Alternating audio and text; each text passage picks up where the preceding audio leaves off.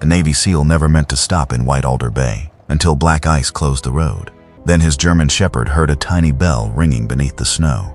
It led them to a frozen widow, barely alive, hiding from a white van. On her wrist was a torn band with one name, Harbor Light Care Alliance. What began as one rescue uncovered 7 elderly voices buried under fear and paperwork. Some miracles do not arrive with thunder, but with an old dog who refuses to ignore a cry for help. Tell us where you're watching from. Share your thoughts after the story. And please like and subscribe to help The Last Seal Shepherd reach 1,000 subscribers. Owen Kincaid had not meant to see White Alder Bay. He had meant to pass north of it, across the old bridge road where the pines bent toward Lake Superior and the winter sky opened wide and pale over the world. Duluth waited somewhere ahead with a job that sounded useful but not intimate. Maintenance work on cold weather rescue equipment, inventory checks, engine housings, winches, ice lines, things that could be fixed with tools, and did not ask a man how long he planned to stay. That suited Owen. At 35, Owen carried himself with the compact discipline of a man who had spent too many years moving through danger without wasting motion. He stood 6 feet tall, about 1.83 meters, lean and hard from old training rather than vanity, his strength packed close beneath weathered clothes. His face was clean-shaven, square at the jaw, sharp at the cheekbones, with deep gray-blue eyes that rarely rested on anything without measuring distance, threat, and escape. His dark brown hair was cut in a neat military style, a little longer than regulation SEAL length now, as if civilian life had been allowed to grow in only by fractions. Northern wind had roughened his fair skin, giving it a cold weather tan along the cheekbones and nose. He wore the same practical clothes he had worn across 3 states in too many empty mornings. An old olive-green tactical combat shirt faded toward military gray, the shoulders and cuffs lightly frayed, earth-brown combat pants touched with moss green, worn brown military work boots, and a black military watch on his left wrist. Nothing on him was decorative. Even grief, if it rode with him, had learned to travel without making noise. Beside him, in the passenger seat of the aging truck, Bram slept with his muzzle resting on a folded wool blanket. Bram was a 7-year-old male German Shepherd K9, a black and tan working dog, with the solid, balanced build of an animal bred for purpose rather than show. His back was black like a saddle laid over warm brown shoulders and ribs. His chest and legs were a rich tan. His ears stood upright and alert even in sleep, and his slightly dark muzzle had begun to show a small dusting of silver. His eyes, when open, were amber brown and intelligent enough to make most people feel briefly examined by a judge. Around his neck he wore a dark practical working collar, scuffed from years of weather and duty. Bram had once found men buried under avalanche snow, a lost child beneath a collapsed fishing pier, and Owen himself in places Owen preferred not to remember. Age had made the dog slower. It had not made him wrong. The first sign that White Alder Bay wanted Owen was a blinking orange roadboard outside a stand of frozen birches. Bridge closed. Black ice detour via White Alder Bay. Owen slowed the truck and stared at the sign through the windshield. "No," he said. Bram opened one amber eye. It was not a request. The dog blinked once, then closed his eye again with the weary patience of an old soldier who had seen men argue with weather before and had never watched them win. Owen turned the wheel. The detour road wound south toward the lake, dropping through clean white country where snow lay soft on the shoulders, and the birches rose like bone-white pillars against a sky of cold blue glass. The morning light made everything beautiful in the merciless way winter had of hiding teeth under diamonds. Lake Superior appeared between the trees, vast and steel blue, breathing mist along the shore. Farther ahead, a cluster of buildings sat tucked into the curve of the bay. Clapboard houses, a church steeple, a small gas station, a diner with gold windows, and above it all a dark wooden structure on a cliff, a bell station. It stood at the edge of Larkstone Overlook, half tower, half shelter, a relic from some older age when men had trusted iron bells in human ears to keep boats from vanishing in fog. Snow clung to its roof. A thin walkway leaned toward it through the pines. From the road, the bell itself looked no larger than a black coin against the winter sky. Owen looked away first. He did not like bells. Not anymore. 3 years earlier, on a northern training operation gone wrong near a sheet of broken ice, a warning bell had rung through fog, or maybe Owen had only heard it afterward in memory. That was the cruelty of certain sounds. They refused to stay in the past where a man had buried them. They followed through engines, rain gutters, spoons against cups, dog tags tapping the side of a metal bowl. A bell had rung. A signal had been missed. A man named Torres had not come home. Owen had not been the cause. Reports had said so. Officers had said so. The weather had said so in its own brutal language. But guilt did not read reports. It simply moved into the ribs and learned the shape of a man's breathing. A mile past the overlook, the truck coughed. Owen felt it before he heard it, a dead shiver through the steering column. The engine stumbled, caught, stumbled again, then gave a metallic rattle that sounded like a chain being dragged across stone. "Don't!" Owen said quietly. The truck ignored him. Machines often had the same respect for his authority as weather. He guided it onto the shoulder beside a plowed turnout beneath Larkstone Overlook. The trailer rocked once behind him and settled. The engine died with a final exhausted click. For a long moment, there was only silence. Bram lifted his head. Owen kept both hands on the wheel, staring at the road ahead as if discipline alone might restart the dead engine. Duluth was still out there. The job was still out there. A life made of movement still waited beyond this town like a line on a map. Then the church bell in White Alder Bay rang once far below. Owen flinched before he could stop himself. Bram noticed. Bram always noticed. "Don't look at me like that," Owen muttered. The dog looked at him exactly like that. By late afternoon, the truck had been towed into a gravel lot near a repair garage that leaned slightly toward the lake, as though tired of arguing with wind. The sign over the open bay door read, "Quill Repair. If it starts, it can disappoint you." Harper Quill stepped out, wiping his hands on a red rag. He was 46, broad-shouldered and work-worn, with a long, honest face, short brown hair threaded with early gray, and rough hands stained by oil no winter soap had ever defeated. A short stubble darkened his jaw, not stylish but practical, the kind of beard a man acquired because razors were one more chore between him and coffee. His eyes were pale hazel, cautious but not unkind. He wore a navy gray flannel shirt under a brown canvas work jacket, dark work pants, and boots scarred by salt and engine grease. Harper circled the truck with the grave expression of a doctor examining a patient who had lied about drinking. "Well," he said at last, "good news is your truck did not explode." Owen waited. "Bad news is it appears to be considering it philosophically." Bram sneezed from beside Owen's left boot. Harper pointed at the dog. "He understands machinery." "How long?" Owen asked. Harper squinted under the hood. "Fuel pump, maybe sensor too. Parts have to come from Duluth, assuming Duluth remembers we exist. 2 days if God loves you. 4 if he's busy with someone nicer. I need to be in Duluth tomorrow. Then I admire your optimism." Owen looked toward the lake. Wind pushed loose snow across the road in long white threads. He had known worse delays, worse cold, worse rooms. Still, something in him tightened at the thought of being stopped here beneath that bell tower. Harper studied him a moment, then softened his voice just enough to be inconvenient. "There's a public lot by the overlook. Folks park trailers there during storm closures. Maeve at the store will tell you what's legal and what she thinks of your haircut." "My haircut?" She has opinions in bulk. The store sat 2 blocks from the repair garage, attached to a small post office with a flag snapping hard in the wind. Inside, it smelled of coffee, cardboard, peppermint, and wood smoke carried in on coats.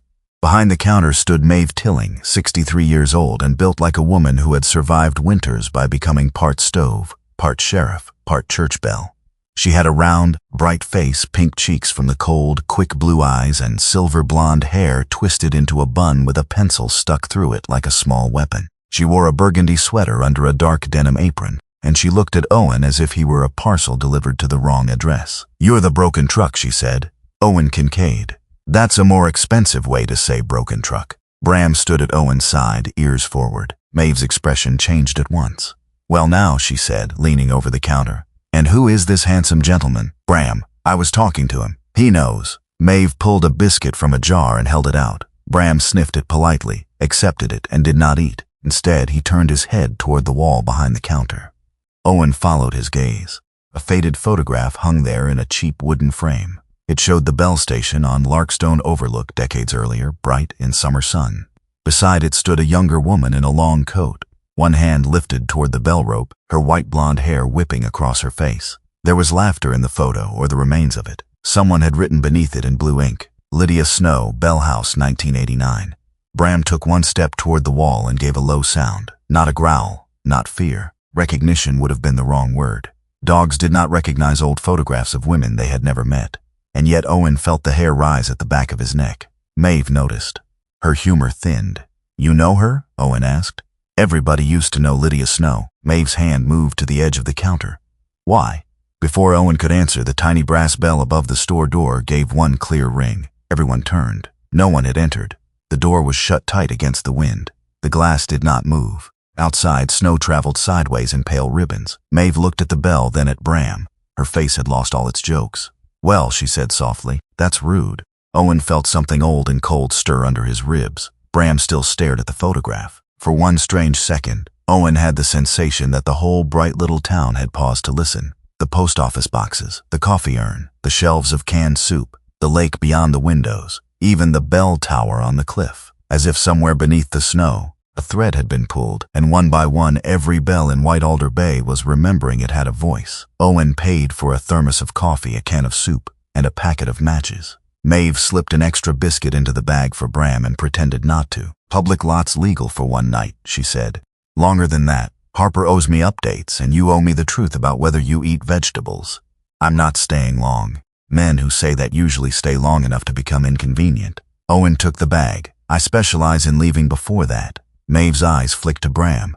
Maybe he doesn't. By dusk, Owen had parked the trailer in the public lot below Larkstone Overlook. The dead truck sat attached like a tired beast that had knelt in snow and refused to rise. The lot overlooked a slope of birches leading down toward town. Behind it, the trail climbed toward the bell station and the dark line of pines. Inside the trailer, Owen heated soup on a small propane stove. The space was narrow but orderly. Folded blankets, a first aid kit, tools locked under the bench, Bram's bowl near the door. A shelf of maps Owen used but never marked with anything permanent. A man who marked maps began to belong to places. Owen did not. Bram ignored his food. That was the first thing Owen noticed. The second was the wind. It had dropped. Lake wind almost never dropped cleanly.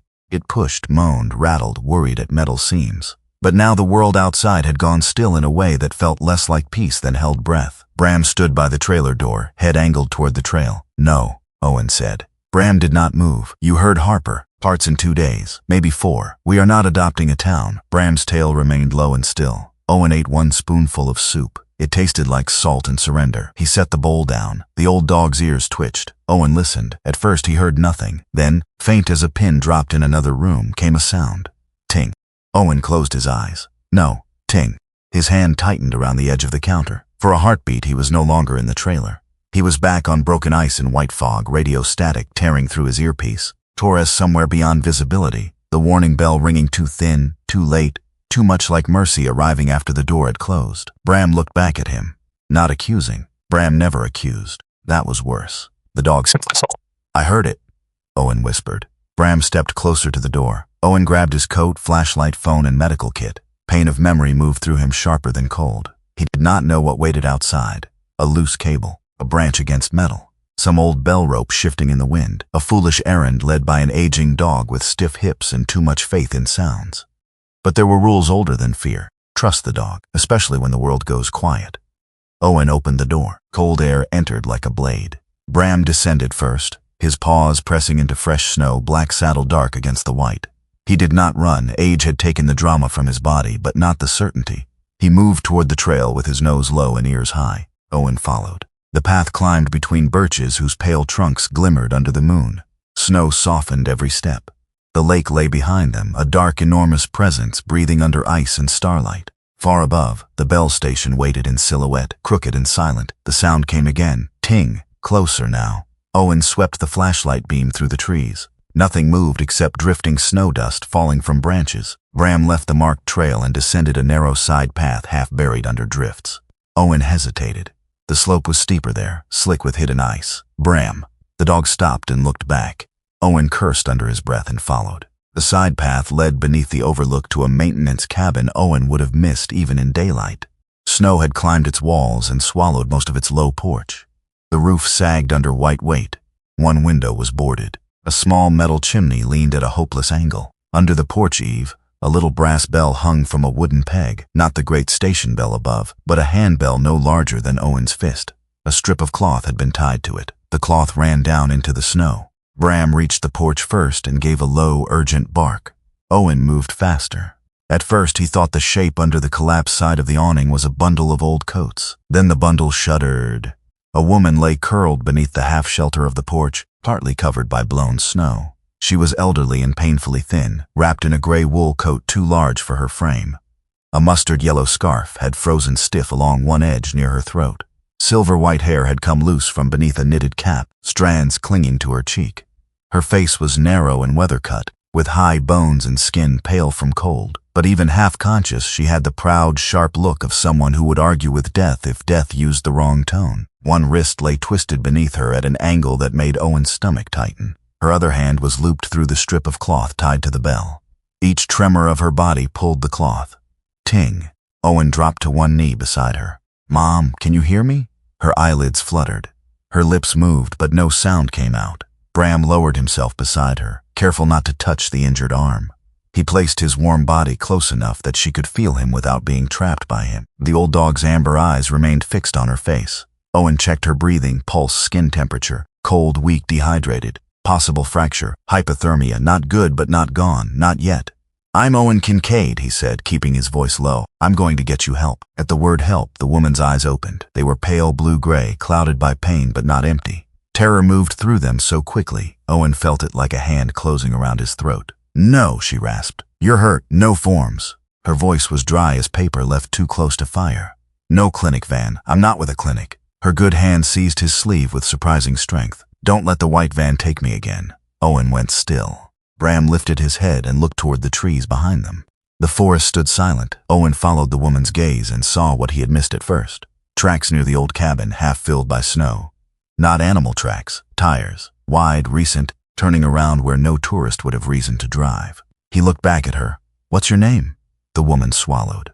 Her fingers shook against his sleeve. For a moment Owen thought she had faded again. Then she whispered, "Lydia." The name struck him with the force of the photograph in Maeve's store. Lydia Snow. Owen pulled off one glove and reached carefully to check the wristband half hidden under her torn coat sleeve. It was white plastic, cracked and dirty, as if someone had tried to rip it off in a hurry.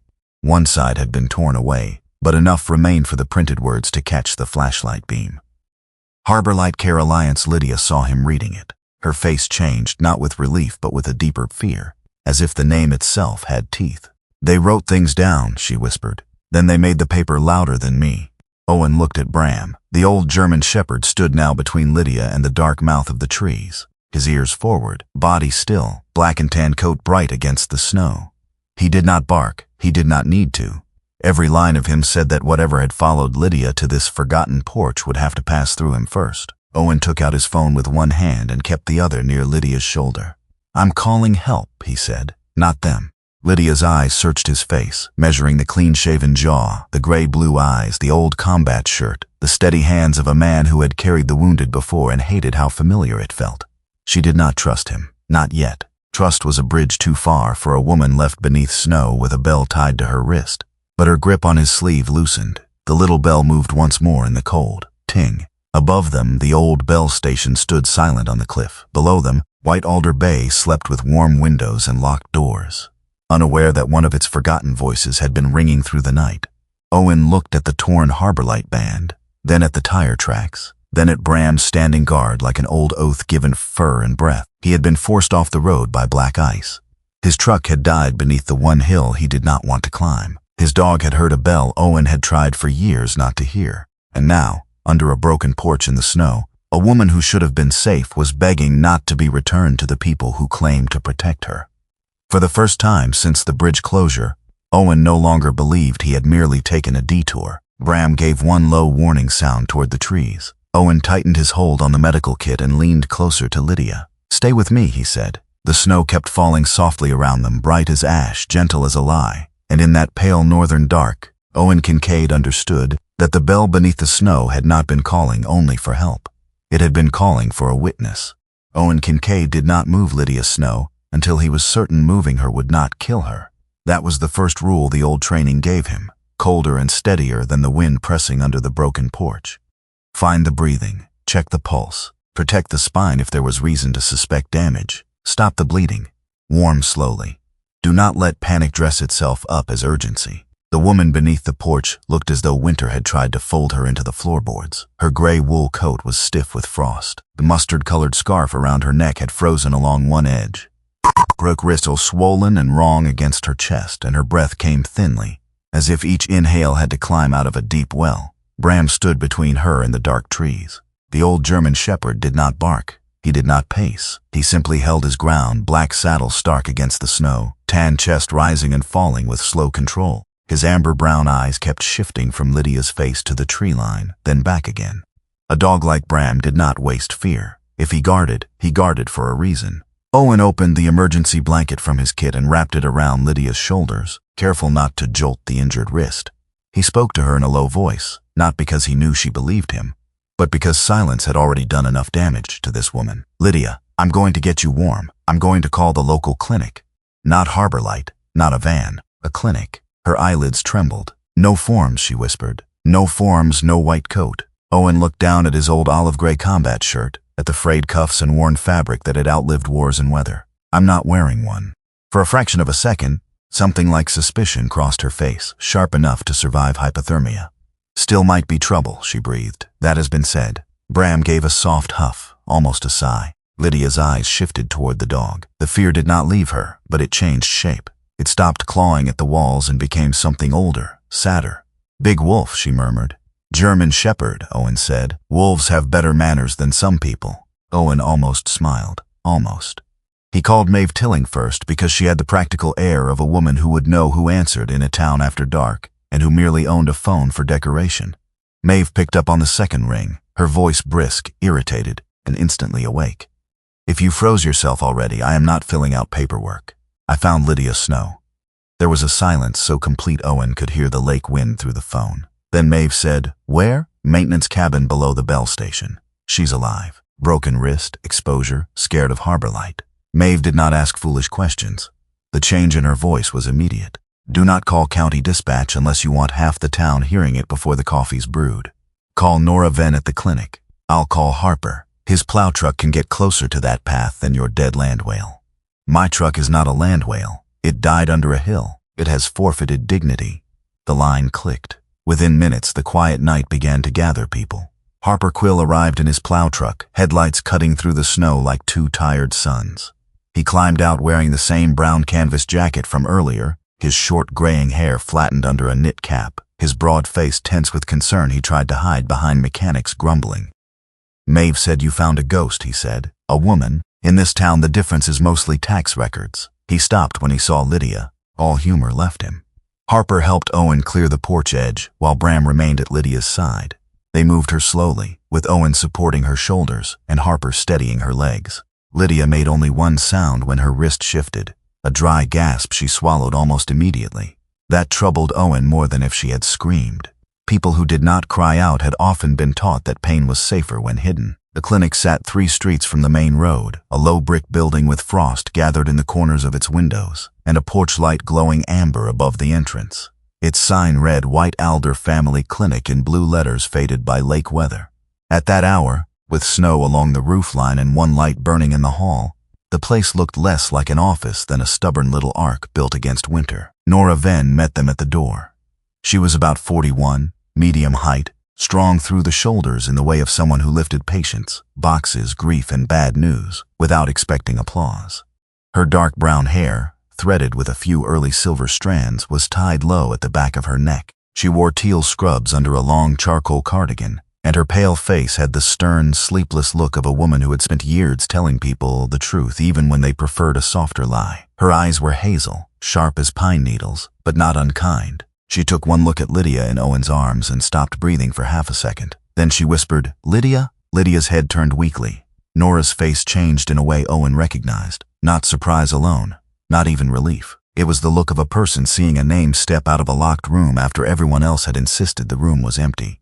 "Goldie," Nora said, softer now. Lydia's cracked lips tightened. "Do not call me that." Nora made a sound that almost became a laugh and nearly broke on the way.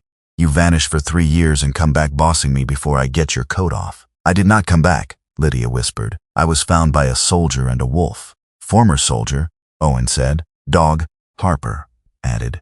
Bram stepped into the clinic behind them and shook snow from his coat with restrained dignity. Nora looked at the old German shepherd, then at Owen. "Exam room 1. Now." The room smelled of antiseptic, old coffee, and the faint metallic warmth of baseboard heat. A poster about flu shots curled at one corner on the wall. A jar of tongue depressors sat beside a chipped mug full of pens. There was something almost offensive about the ordinariness of it, as if a woman could be dragged out of terror and snow only to be placed beneath fluorescent lights next to a reminder about blood pressure screenings. Owen laid Lydia on the padded exam table. Nora moved with quick, practiced care. She cut the frozen sleeve around Lydia's wrist, checked circulation, wrapped her in warm blankets, took her temperature, and started fluids. Her hands were steady, but her jaw was tight enough to show the battle underneath. "Wrist is broken," Nora said. "Likely distal radius, maybe more. Moderate hypothermia. Dehydration." She glanced at Owen. "How long was she out there?" Lydia stared at the ceiling. "Lydia," Nora said. No answer. Nora leaned closer. "If you make me guess, I will guess loudly, and neither of us enjoys my loud voice." A faint spark moved through Lydia's eyes. "Since after dark," she murmured. Nora exhaled through her nose. "You impossible woman. I have been called worse by better-dressed villains." Harper, standing near the doorway with his cap in his hands, looked uncertain whether to laugh or apologize to the walls. Owen stayed by the counter, feeling too large for the room and too familiar with the work inside it. He had seen bodies cold from shock. He had seen hands tremble after terror. He had seen men insist they were fine while blood soaked their sleeves. Bram lay down beside the exam table without being told. Not too close, just close enough. Lydia's good hand hung near the edge of the blanket. Her fingers twitched once toward the dog, then stopped.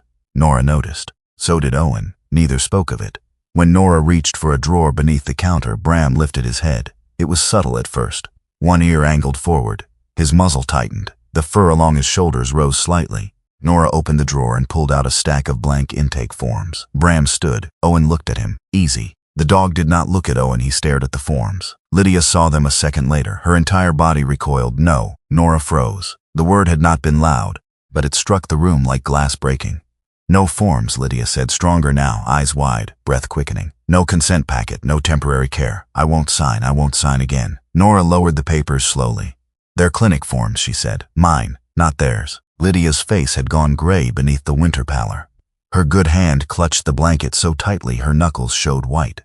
Bram moved then in a way Owen had never seen from him in a medical room. The old German shepherd stepped between Lydia and the drawer, not aggressively, not toward Nora, but as if placing his body between the woman and the thing that had hurt her. He'd lowered his head, sniffed the air near the papers, then turned and pressed his shoulder gently against the side of the exam table. Lydia stared at him. For several seconds, nobody moved. Then the clinic's old wall clock gave a dry click and stopped.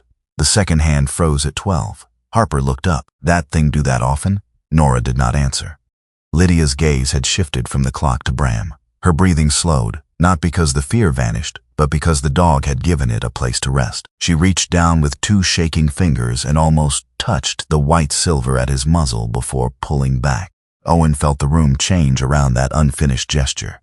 It was not proof of anything. It was not evidence. It would never stand before a judge or fit neatly into a report. But Owen had learned in another life that some moments were not meant to prove the truth. They were meant to keep someone alive long enough to tell it. Nora placed the forms face down on the counter and stepped back. "No signing tonight," she said. "Not one line. Not one initial. I can treat you without making you touch a pen." Lydia closed her eyes. A tear slid sideways into her hair. Nora looked away as if giving the tear privacy. Harper cleared his throat roughly. "I'll get coffee, or sandbags, or something men do when rooms get too human." Maeve arrived 10 minutes later carrying a thermos, a paper bag, and the expression of a woman prepared to slap fate with both hands if necessary. Snow glittered in her silver blonde bun, and the pencil remained stuck through it like a flag planted after battle. She stopped at the exam room door. Lydia opened one eye. "Maeve," she said. Maeve's mouth trembled once. Then she folded her arms. "You look terrible. You still open other people's mail? Only if the envelope seems lonely." Lydia almost smiled, but the effort seemed to cost her. Maeve put the bag on the counter. "I brought soup. I hate your soup. I know, that's why I brought it." Familiar suffering builds trust. Owen watched the exchange and understood that Lydia had not been forgotten by everyone. That somehow made the story worse.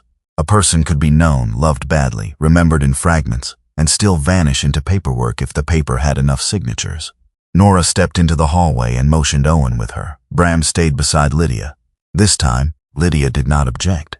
In the hall, the fluorescent light hummed overhead. Harper stood near the coffee machine, pretending not to listen and failing with honest commitment. Maeve leaned against the wall, arms crossed over her denim apron. Nora rubbed both hands over her face. When she lowered them, her eyes were tired but clear. "She was supposed to be in Duluth," Nora said, "or that's what the records claimed." Owen waited. 3 years ago, Harbor Light Care Alliance started working this area more aggressively. They sold it as winter support for seniors. Transportation, home checks, medication management, emergency heat assistance. And to be fair, Nora's mouth tightened. They did some good, real good. They fixed furnaces, delivered insulin during storms, got Otis Fenwick to a cardiology appointment when the county ride canceled. They saved Dale Brimmer from carbon monoxide poisoning one January. So people trusted them, Owen said. People thanked God for them. Maeve made a small, disgusted sound. Sometimes wolves learn to carry blankets. Nora nodded once. Then came the assessments. Safety evaluations, cognitive screenings, temporary care authorizations, harmless language, friendly language. Lydia had a fall, not severe. She was grieving, living alone near the old Bell station, stubborn as a fence post and twice as sharp. Harborlight recommended a short winter stay near Duluth. She said no. Nora's eyes hardened repeatedly. Maeve looked toward the exam room. Then papers appeared saying she agreed. Owen felt the old instinct settle into him. Not rage yet. Rage came later if a man was careless. First came structure, dates, witnesses, names, the shape of the room. Who signed off? Nora hesitated. That's the problem on paper, Lydia did. There was an assessment saying she showed impaired judgment and resistance to necessary care, a temporary care authorization. A transfer request. Her mail was redirected. After a while, anyone asking questions was told she had chosen privacy. And you believe that? Nora's face sharpened, not at him but at herself. I believed I didn't have enough power to prove otherwise. The answer landed harder than Owen expected. He had known that kind of sentence. It was the kind people carved into themselves after the world refused to open a door. From the exam room came Lydia's voice, thin but clear. I heard that, Nora. Nora closed her eyes. Lydia continued. You always did whisper like a church mouse in combat boots. Maeve snorted. She's improving. Owen looked through the half-open door. Lydia lay beneath blankets, pale and exhausted, but her eyes were open. Bram's head rested on the floor near her hand. Nora went back in. Owen followed. Lydia, Nora said gently, do you remember what happened tonight? I remember being cold. That's not what I asked. I remember trying to reach the station path. I remember falling. I remember my wrist making a sound no wrist should make. I remember thinking that if I yelled, only the trees would judge my volume. Maeve's eyes glistened, still dramatic, still nosy.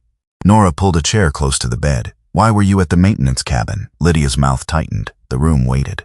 I came back 3 weeks ago, she said at last. Not to the house. Not where they would look first. The old cabin still had a stove, though it smokes like a drunk chimney. I thought I could hide until I found the others. The others, Owen said. Lydia turned her head toward him. Her pale blue-gray eyes measured him again. He could almost see the old keeper of the Bell station beneath the battered woman in the bed. A person built from wind, warning, loneliness, and duty. There were 7 of us along Old Beacon Road, she said. 7 old fools, they probably called us. 7 signatures waiting to be softened. Maeve went still. Nora leaned forward. Who? Lydia shut her eyes. Her face twisted briefly in concentration. Otis Fenwick, she said. Boat hands like rope. Lives by the West Dock. Nora nodded slowly. Ruthie Valine. She sewed half the town's curtains and all its secrets. Maeve whispered, Lord Carl Dane, Lydia continued. Drove salt trucks before boys like Harper learned which end of a wrench bites. From the hallway, Harper muttered, Fair. Bess and Winnie Calderwood. Don't separate them. They'll either die of spite or organize a committee. Maeve wiped at one eye and pretended to adjust her glasses, though she was not wearing any. And Thomas Ivor, Lydia said, softer. He kept the harbor light before machines got proud. Her breath hitched. For a moment the names seemed to exhaust her more than the cold had. Nora touched her shoulder. That's 6, Owen said. Lydia looked at him. With you 7? Yes, she whispered. With me. Owen folded his arms. What happened to them? Lydia stared at the ceiling. Different papers, same hands. Some lost control of checks, some lost mail. Some were told their houses were unsafe. Some signed for help and found help had teeth. Nora looked at Owen. North Lantern Properties bought 2 places on Old Beacon Road last year, quietly, through holding companies. Maeve's face darkened, and Harborlight kept saying seniors needed safer winter housing. Lydia gave a dry laugh that turned into a cough. Nora lifted water to her lips. After a few careful sips, Lydia spoke again. They told me I was confused after Martin died. Owen noticed the name. Your husband? Lydia looked toward the window, where snow tapped softly against the glass. Martin Snow, she said. Tall man, bad knees. Thought every broken thing could be fixed with cedar shims and prayer. He helped me keep the Bell station after the county stopped caring about old warnings. Her voice thinned. He died before Harborlight learned my name. For a while, no one spoke. Then Lydia blinked and frowned at Harper, who had stepped into the doorway. "Henry, stop hovering." Harper raised both hands. "Harper." Lydia's face went rigid. The mistake had been small. A wrong name, a tired mind after cold injury and fear. But shame moved over her like a shadow crossing ice. "There," she whispered. "That's what they use. A name, a date, a misplaced cup. They take one loose thread and call the whole cloth rotten." Owen heard something in her voice that made his chest tighten. He stepped closer. "Lydia." She would not look at him. "Not remembering his name right now does not mean you forgot your life." The room became very quiet. Lydia's good hand gripped the blanket. Her eyes shone. Furious with tears, she refused to grant permission. Bram rose slowly. His hips were stiff, and one back leg trembled a little from the night's cold. He moved to the side of the bed and placed his muzzle near Lydia's hand, not touching, only offering. She stared at him. "My husband had a dog," she said after a long silence. "Mabel. Ugly as a wet broom and loyal as sunrise." Bram blinked. "She died the spring the ice went out early." Martin cried behind the woodshed where he thought I couldn't hear. Lydia's fingers moved closer to Bram's muzzle. "After that, I said no more dogs. Loving a creature that faithful is just asking God to sharpen a knife." Maeve made a small sound and looked away. Lydia touched Bram then. Only 2 fingers. Only lightly. But the old dog closed his eyes as if he had been waiting for that exact permission. Owen felt the air leave his lungs slowly. In all his years with Bram, he had watched the dog find the lost, guard the wounded, comfort the dying. But there was something different here.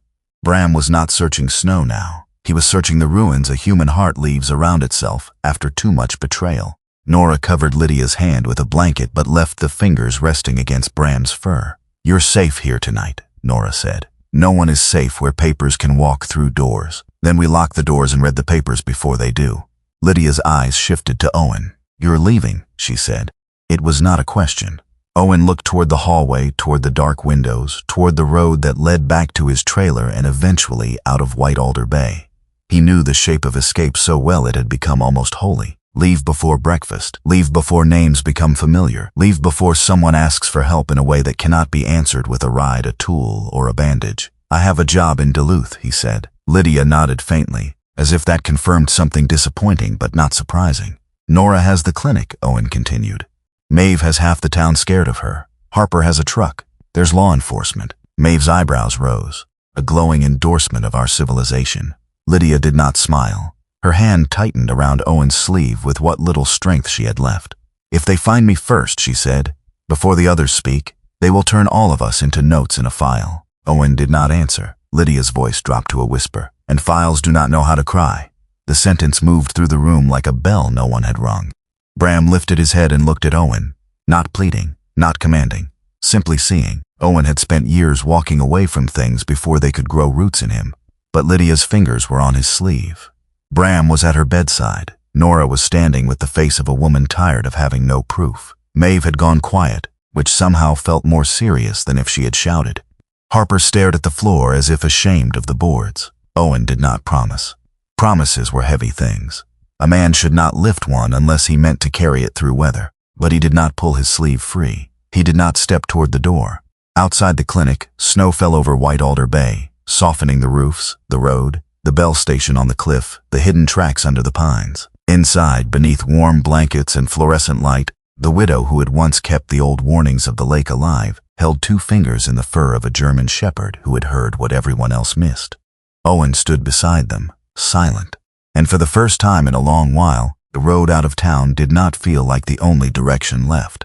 By morning, White Alder Bay had turned bright enough to look innocent. Sunlight fell over the town in clean sheets, making the snowbanks shine like cut marble and the windows of the small shops glitter with gold. Lake Superior lay beyond the roofs, blue and hard under a pale winter sky, beautiful in the way a sleeping giant could be beautiful. If a stranger had driven through that morning, he might have thought White Alder Bay was a postcard town, all chimneys and church bells and women carrying bread home under wool coats. Owen Kincaid knew better. Places did not need darkness to hide things. Sometimes daylight only taught secrets how to stand still. He had slept for less than 2 hours in a chair at the back of White Alder Family Clinic, his old olive-gray tactical shirt wrinkled at the shoulders, his black military watch leaving a faint mark on his wrist. He woke before anyone called his name, because he had learned long ago that sleep was not something a man entered fully if someone vulnerable was nearby. Bram lay across the hall outside Lydia Snowy's room. The 7-year-old German Shepherd had not moved far all night. His black and tan coat looked darker against the clinic's pale floor, his saddle-black back rising and falling slowly, his warm brown legs tucked close under him. The silver at his muzzle caught the low morning light. His amber-brown eyes opened when Owen stood, and for a moment dog and man simply watched each other. "You planning to invoice the clinic for guard duty?" Owen murmured. Bram blinked once. "That's what I thought." From Lydia's room came the faint rustle of blankets and the dry scrape of Nora Ven's voice, low and firm. Lydia had survived the night. Her wrist was splinted, her temperature had risen, and according to Nora, she had insulted the clinic's oatmeal with enough precision to suggest strong recovery potential.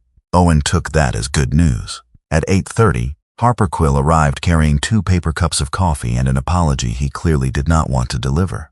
The mechanic's brown canvas jacket was dusted with snow, his short graying hair flattened on one side, and his long, honest face wore the expression of a man about to tell a farmer his cow had developed opinions. "Parts are delayed," Harper said. Owen accepted 1 cup. "How delayed? Depends how you define hope. I try not to." "Smart. Fuel pump won't get here today. Sensor maybe tomorrow. If Duluth sneezes wrong, 2 days. If the driver stops for chili in Pine Harbor, God help us all." Owen looked toward Lydia's door. Harper followed his gaze. His rough hand tightened around his coffee cup. "Maeve says sometimes God uses slow shipping to pull a stubborn man into the right trouble." "Maeve says a lot. She usually charges extra for wisdom." Owen did not answer. The truth was, part of him had already begun arranging the problem like a map. Lydia. Harbor Light, Old Beacon Road, 6 other names, a white van, documents, fear. None of it was his mission. No one had assigned him. No one had requested his presence, except perhaps a dog who refused to leave a clinic hallway, and a woman who had gripped his sleeve like a person holding the last rope above deep water. He could still leave when the truck was fixed. That thought remained available to him. It just no longer felt clean. At 9:15, Nora came out of Lydia's room with a folder under one arm and a look that could have made weak men confess to crimes they had only considered. She had changed into fresh teal scrubs, though her charcoal cardigan was the same, its sleeves pushed to her elbows. Her dark brown hair, threaded with silver, was tied tightly at the back of her neck. She looked tired enough to fall over and angry enough to keep standing out of spite. "I called Audra Finch," Nora said. Harper made a face. "Lawyer Audra? They're another Audra who scares insurance companies for sport?" Owen sipped the coffee. It was bad in the way all useful coffee was bad. "Who is she?" "Elder law attorney out of Duluth," Nora said. "Used to work legal aid, then started her own small practice because, according to her, bureaucracy is easier to fight when no one can tell you to be polite. She helps seniors with guardianship, benefits, fraud, power of attorney abuse. She's expensive unless she's furious. Then she becomes nearly charitable. Is she furious?" Nora looked toward Lydia's door. "She will be." Audra Finch arrived shortly before noon in a dark blue Subaru powdered with road salt. She was 50 years old, tall and spare, with the composed posture of a woman who had learned not to waste movement in rooms full of men interrupting her. Her chestnut brown hair was cut just below her jaw and tucked behind one ear. Fine lines framed her mouth and eyes, not softening her face so much as proving she had used it honestly. She wore a cream turtleneck beneath a long navy wool coat, black trousers, practical winter boots, and carried a leather satchel worn smooth at the corners. Audra did not enter like a savior. She entered like a surgeon arriving after someone else had already dropped the scalpel. Nora met her in the hallway. Maeve had come from the store with sandwiches and stood by the reception desk, arms folded over her denim apron. Harper hovered near the coffee machine. Owen leaned against the wall. Bram remained outside Lydia's room, watching the newcomer with grave interest. Audra looked at the dog first. "Is he part of the evidence?" "Usually," Maeve said. Bram's ears tilted forward. Audra nodded once, as if accepting this as a reasonable local practice. Then she turned to Owen. "You're Kincaid. Owen, you found Mrs. Snow." Bram found her. Audra looked back down at the old German Shepherd. "Then I'll thank the senior investigator later." Owen almost smiled. Almost. They gathered in Nora's small office, a cramped room lined with old patient files, prescription guides, and a radiator that clanked like a ghost with a grudge. Lydia was not moved from the exam room. Nora would not allow it. Instead, the others carried information to her in pieces and brought back what she could bear to give. Audra opened a yellow legal pad. "No speeches," she said. "No dramatic theories. I need dates, names, documents, changes, witnesses. Who signed what, when, in front of whom, and what changed afterward." Maeve set down the sandwiches, "So Truth has to wear shoes before it can go outside." "Exactly," Audra said, "and preferably shoes with receipts." Owen leaned over the desk and drew a line across a blank page from Nora's printer. He wrote Lydia at the left, Harborlight in the middle, North Lantern Properties at the right. Underneath, he added 6 names Lydia had spoken the night before: Otis Fenwick, Ruthie Valine, Carl Dane, Bess Calderwood, Winnie Calderwood, Thomas Ivor. The names looked too small on the paper. They always did at first. By 1 o'clock they had a plan. Nora would stay with Lydia. Maeve would keep the clinic supplied and keep town gossip pointed in safer directions. Harper would drive, because Owen's truck was useless, and because Harper knew the roads along Old Beacon better than anyone who still trusted county maps. Owen and Bram would go with Audra. "Why him?" Maeve asked, nodding at Owen. Audra capped her pen. "Because people who have been frightened by clean language sometimes trust rough silence." Maeve considered that. That is either deep or rude. It can be both. The first house sat west of town near the old dock road, where boat sheds leaned under snow and gulls stood like irritated prophets on the frozen posts. Otis Fenwick lived in a narrow blue house with peeling trim and a stack of firewood arranged so precisely it looked measured by a man who trusted angles more than people. Otis was 82, tall and thin as a weathered oar, with a narrow face, soft brown eyes clouded by age, and a white mustache that drooped sadly at the ends. His hands were large, knotted, and beautiful in the way working hands could be beautiful, the fingers bent from decades of shaping planks, tying rope, and repairing what other men threw away. He wore a brown wool sweater patched at one elbow, faded suspenders, and thick socks inside old slippers. Pride made him stand straighter than his back wished to. He opened the door only after Bram sat politely on the porch. Otis looked at the dog, then at Owen. "He'd bite, only bad explanations," Owen said. Otis gave a short breath that might have been amusement and let them in. The house smelled of cedar shavings, canned soup, and old lake air. Model boats lined a shelf near the window, each one made with care no factory could imitate. Audra introduced herself, then spoke gently and directly. She did not ask Otis whether he remembered everything. She asked what he remembered clearly. That distinction mattered. Otis sat at the kitchen table, hands folded around a mug of tea. "They came after I slipped on the back step. Harborlight lady said they could check the furnace, maybe help with winter bills." Nice voice. "Too nice, maybe. Did you sign anything?" Audra asked. He looked down. Thought it was for heat assistance. Print was small. "My eyes water when light hits paper wrong. Didn't want to say that. Stupid old pride." His mustache trembled. "Next month my fuel credit went through someone else. They said I'd agreed to managed support." Owen wrote it down. Date. Furnace visit. Heat assistance, managed support. Otis watched his pen. "I built boats for 40 years, he said. "I can tell oak from ash by smell. I can still lay a keel line straighter than most young men can park a truck. But one paper made me feel like I'd misplaced my own head." Bram, who had been lying near the stove, rose stiffly and came to the table. He rested his muzzle lightly against Otis's knee. The old man froze. Then his hand came down on Bram's head, fingers sinking into the thick black and tan fur. "That dog no shame when he smells it?" Otis asked. Owen glanced at Bram. "No," he said. "He knows when it doesn't belong to you." Otis looked away toward the window. They left with a copy of a fuel assistance form, a later notice about managed support, and a name Otis remembered because it annoyed him: Merritt Cole. Not in person, on letterhead. The second visit took them to a small white cottage, behind a line of red-twig dogwoods, where Ruthie Valine had hung bird feeders from every porch beam, as if feeding chickadees were a sacred civic duty. Ruthie was 79, small and round-shouldered, with a gentle face creased by worry and short white hair brushed neatly away from her temples. Her skin was pale and thin, her blue eyes kind but quick to lower when the conversation turned toward money. She wore a soft blue-gray cardigan over a flowered blouse, dark wool pants, and house shoes embroidered with little yellow birds. Everything about her home was tidy: folded quilts, labeled jars, thread spools arranged by color in an old wooden cabinet. She welcomed Bram first. "Oh," she whispered, bending as much as age allowed. "Aren't you a noble boy?" Bram accepted the compliment solemnly. Ruthie offered tea. Audra accepted. Owen did not, but Maeve had apparently sent cookies in Harper's coat pocket, and Harper surrendered them under legal pressure. At first, Ruthie spoke lightly. She described Harborlight as helpful enough and very organized. Then Audra asked about a missing benefit deposit, and Ruthie's fingers began worrying the edge of her cardigan. "I thought I'd spent it," Ruthie said. "I do forget little things. I write lists, but then I lose the lists. My granddaughter in Minneapolis worries. I didn't want her thinking." She stopped. "Thinking what?" Owen asked. "That I was becoming a burden she'd have to love out of duty." No one spoke for a moment. Outside, a cardinal flashed red against the snow. Audra waited until Ruthie breathed again. Did Harbor Light suggest someone could help manage the account? Ruthie nodded. Temporary, they said. Winter only, to make sure bills didn't slip through. But then letters stopped coming here. I had to call 3 times about my own money, and each time they spoke to me like I was a child who had wandered into a bank. Bram moved suddenly, not toward Ruthie, toward the sewing cabinet. He stood before the lowest drawer, nose near the brass handle, ears forward. Owen watched him. Bram, the dog did not look away. Ruthie's face drained of color. What's in there? Audra asked. Nothing important, but her voice had broken around the word nothing. Bram sat down and gave one soft whine. Ruthie stared at him as if the dog had called her by a name she had not heard in years. Then, with shaking hands, she crossed the room and opened the drawer.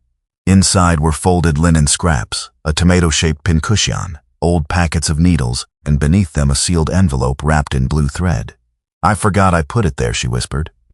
No, that's not true. I remembered every day. I just forgot how to be brave about it. She placed the envelope on the table. Inside was a photocopied internal note, creased and faded at the edges. The header was cut off, but several typed lines remained visible. If the care recipient resists, escalate to second-level cognitive review. Document agitation. Avoid debate over terms. Audra went very still. Owen felt the room narrow. Harper whispered a word that would have made Maeve charge him a fine. Ruthie pressed both hands to her mouth. I didn't understand all of it, but I knew it sounded like they expected us to say no, like saying no was proof we shouldn't be allowed to. Bram rested his head against Ruthie's knee. The tiny house, with its quilts and bird feeders and careful jars, seemed suddenly less like a shelter than a fort that had held one frightened woman against an army made of fonts, signatures, and professional concern. Audra slid the note into a protective folder. This matters, she said. Ruthie gave a small, terrible laugh. I hid it in a sewing drawer. That's not very heroic. Owen looked at the blue thread still clinging to the envelope. Most warnings don't look heroic when they're waiting to be believed. Ruthie began to cry then, quietly and without drama. Bram stayed where he was, his old body warm against her knees. The rehook was not loud. It had no thunder, no chase, no villain stepping from the shadows. It was only an old dog refusing to leave a drawer alone, and an old woman finally admitting she had hidden fear inside a place meant for mending. But Owen felt something shift. A thread had been pulled from the cloth, and beneath it, a pattern was beginning to show. After Ruthie, the day grew heavier. Carl Dane lived in a square house near the old county salt shed, its driveway scraped clean down to gravel. He was 77, broad in the shoulders despite age, with a square jaw, weather-brown skin, cropped silver hair, and hands that looked ready to argue with a snowplow. He wore a dark flannel shirt, heavy brown work jacket, black suspenders, and boots that had known more salt than most roads. He answered the door already angry. If you're selling safety, I've had enough. Owen liked him immediately. Carl had driven salt trucks for the county for 41 winters. He knew black ice by moonlight, ditch depth by memory, and which hills would betray a man before dawn. Harbor Light had come after a mild, dizzy spell at the post office. Their report described him as unable to consistently assess winter hazards. Carl slapped the paper on the table so hard Audra's pen jumped. I kept half this town alive on roads their mothers told them not to drive, he said. Some boy with soft hands writes that I don't understand ice. Did you sign a care authorization? Audra asked. I signed a ride form. They said it was so someone could take me to an appointment if my niece couldn't. What changed after? Mail, pharmacy calls. Then some woman called saying my house needed a winter safety review. Carl's mouth twisted. I told her my house had survived 3 blizzards and 2 marriages, so it could survive her clipboard. Harper coughed into his fist. Bram sat near Carl's boots, calm and alert. Carl pretended not to notice him for 7 minutes. On the 8th, he scratched the dog behind one ear. Don't look smug, he told Bram. Bram looked mildly smug. The Calderwood sisters lived in a mint greenhouse at the edge of a birch grove, where wind chimes hung from the porch and 2 snow shovels stood crossed like ceremonial swords. Bess and Winnie Calderwood were 81-year-old twins, but time had edited them differently. Bess was rounder, rosy-cheeked, with bright gray eyes, soft white curls, and a pale green cardigan buttoned unevenly because she said symmetry was for cowards. Winnie was slimmer, sharper in the nose and chin, with matching white curls pinned more carefully in a light blue cardigan over a dark dress. Bess spoke first and often. Winnie spoke last and usually won. We were told, Bess said, pouring coffee strong enough to qualify as a weapon, that living together at our age was emotionally limiting. Winnie placed cookies on the table. By a woman who used the phrase wellness journey without irony. Audra asked about the papers. They had signed what they believed was an emergency contact update after Bess fell on the porch. Later, they received notice that separate assisted winter housing had been recommended for their mutual dependency. Mutual dependency, Bess said. We are twins. We were dependent before we had teeth. Winnie nodded.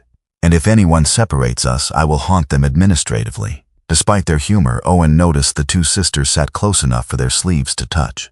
Fear made people lonely. These two had fought it by becoming a two-woman fortress of jokes. Bram settled between their chairs. Bess immediately placed one hand on his back. Winnie placed hers a moment later, pretending she had only lost balance. By late afternoon, they reached Thomas Ivor's home near the closed harbor light. His house was narrow and dark, with storm shutters half drawn and a rusted weather vane shaped like a fish pointing east. It took 3 knocks before he opened. Thomas was 80, thin and stooped, with a long, sad face, pale skin, and sparse white hair combed carefully back from his forehead. His hands trembled even when he held them together. He wore a faded navy sweater over a collared shirt, dark trousers, and old slippers patched with gray tape. His eyes were watery blue and deeply ashamed, though Owen could not yet know of what. Inside, the house smelled of dust, lamp oil, and old books. On a shelf sat a brass harbor lantern, polished but unlit. Thomas saw Bram and stepped back. I don't have anything for a dog. He didn't come for snacks, Owen said. Bram entered slowly, respectful of the small room and the smaller courage inside it. Thomas tried to speak about harbor light 3 times and failed each one. His hands shook harder. Audra did not rush him. Owen said nothing. Silence used could be a chair instead of a wall. Finally, Bram crossed the room and placed his muzzle on Thomas's knee. Thomas closed his eyes. I signed because she said it was only to help with appointments, he whispered. Then they said I agreed to monitoring. Then they said I got agitated when they explained it. I wasn't agitated. I was scared. His voice cracked. I used to light the harbor lamp. Men came home because I did my job. Now I can't read a paper without feeling like a child. Owen wrote slowly, because some sentences deserve not to be rushed. When they returned to the clinic, the winter light had begun to fade blue around the windows. Nora was waiting near the reception desk, a phone in her hand. Lydia slept in the back room under warm blankets, her splinted wrist resting on a pillow. Maeve stood beside Nora, no humor on her face. Audra placed Ruthie's envelope and the copied records on the counter. We have a pattern, Audra said. Nora did not look at the papers. They know Lydia is here. Owen felt the air in the clinic tighten. How? Someone called from Harborlight, Nora said.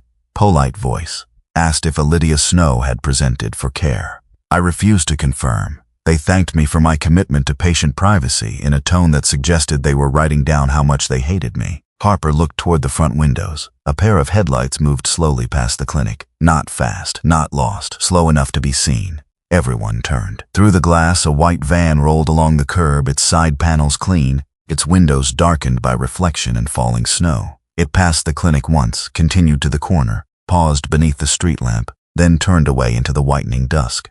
Bram rose from the floor. His ears stood high. His body went still in that old, terrible way Owen knew too well. No bark, no chase, just certainty.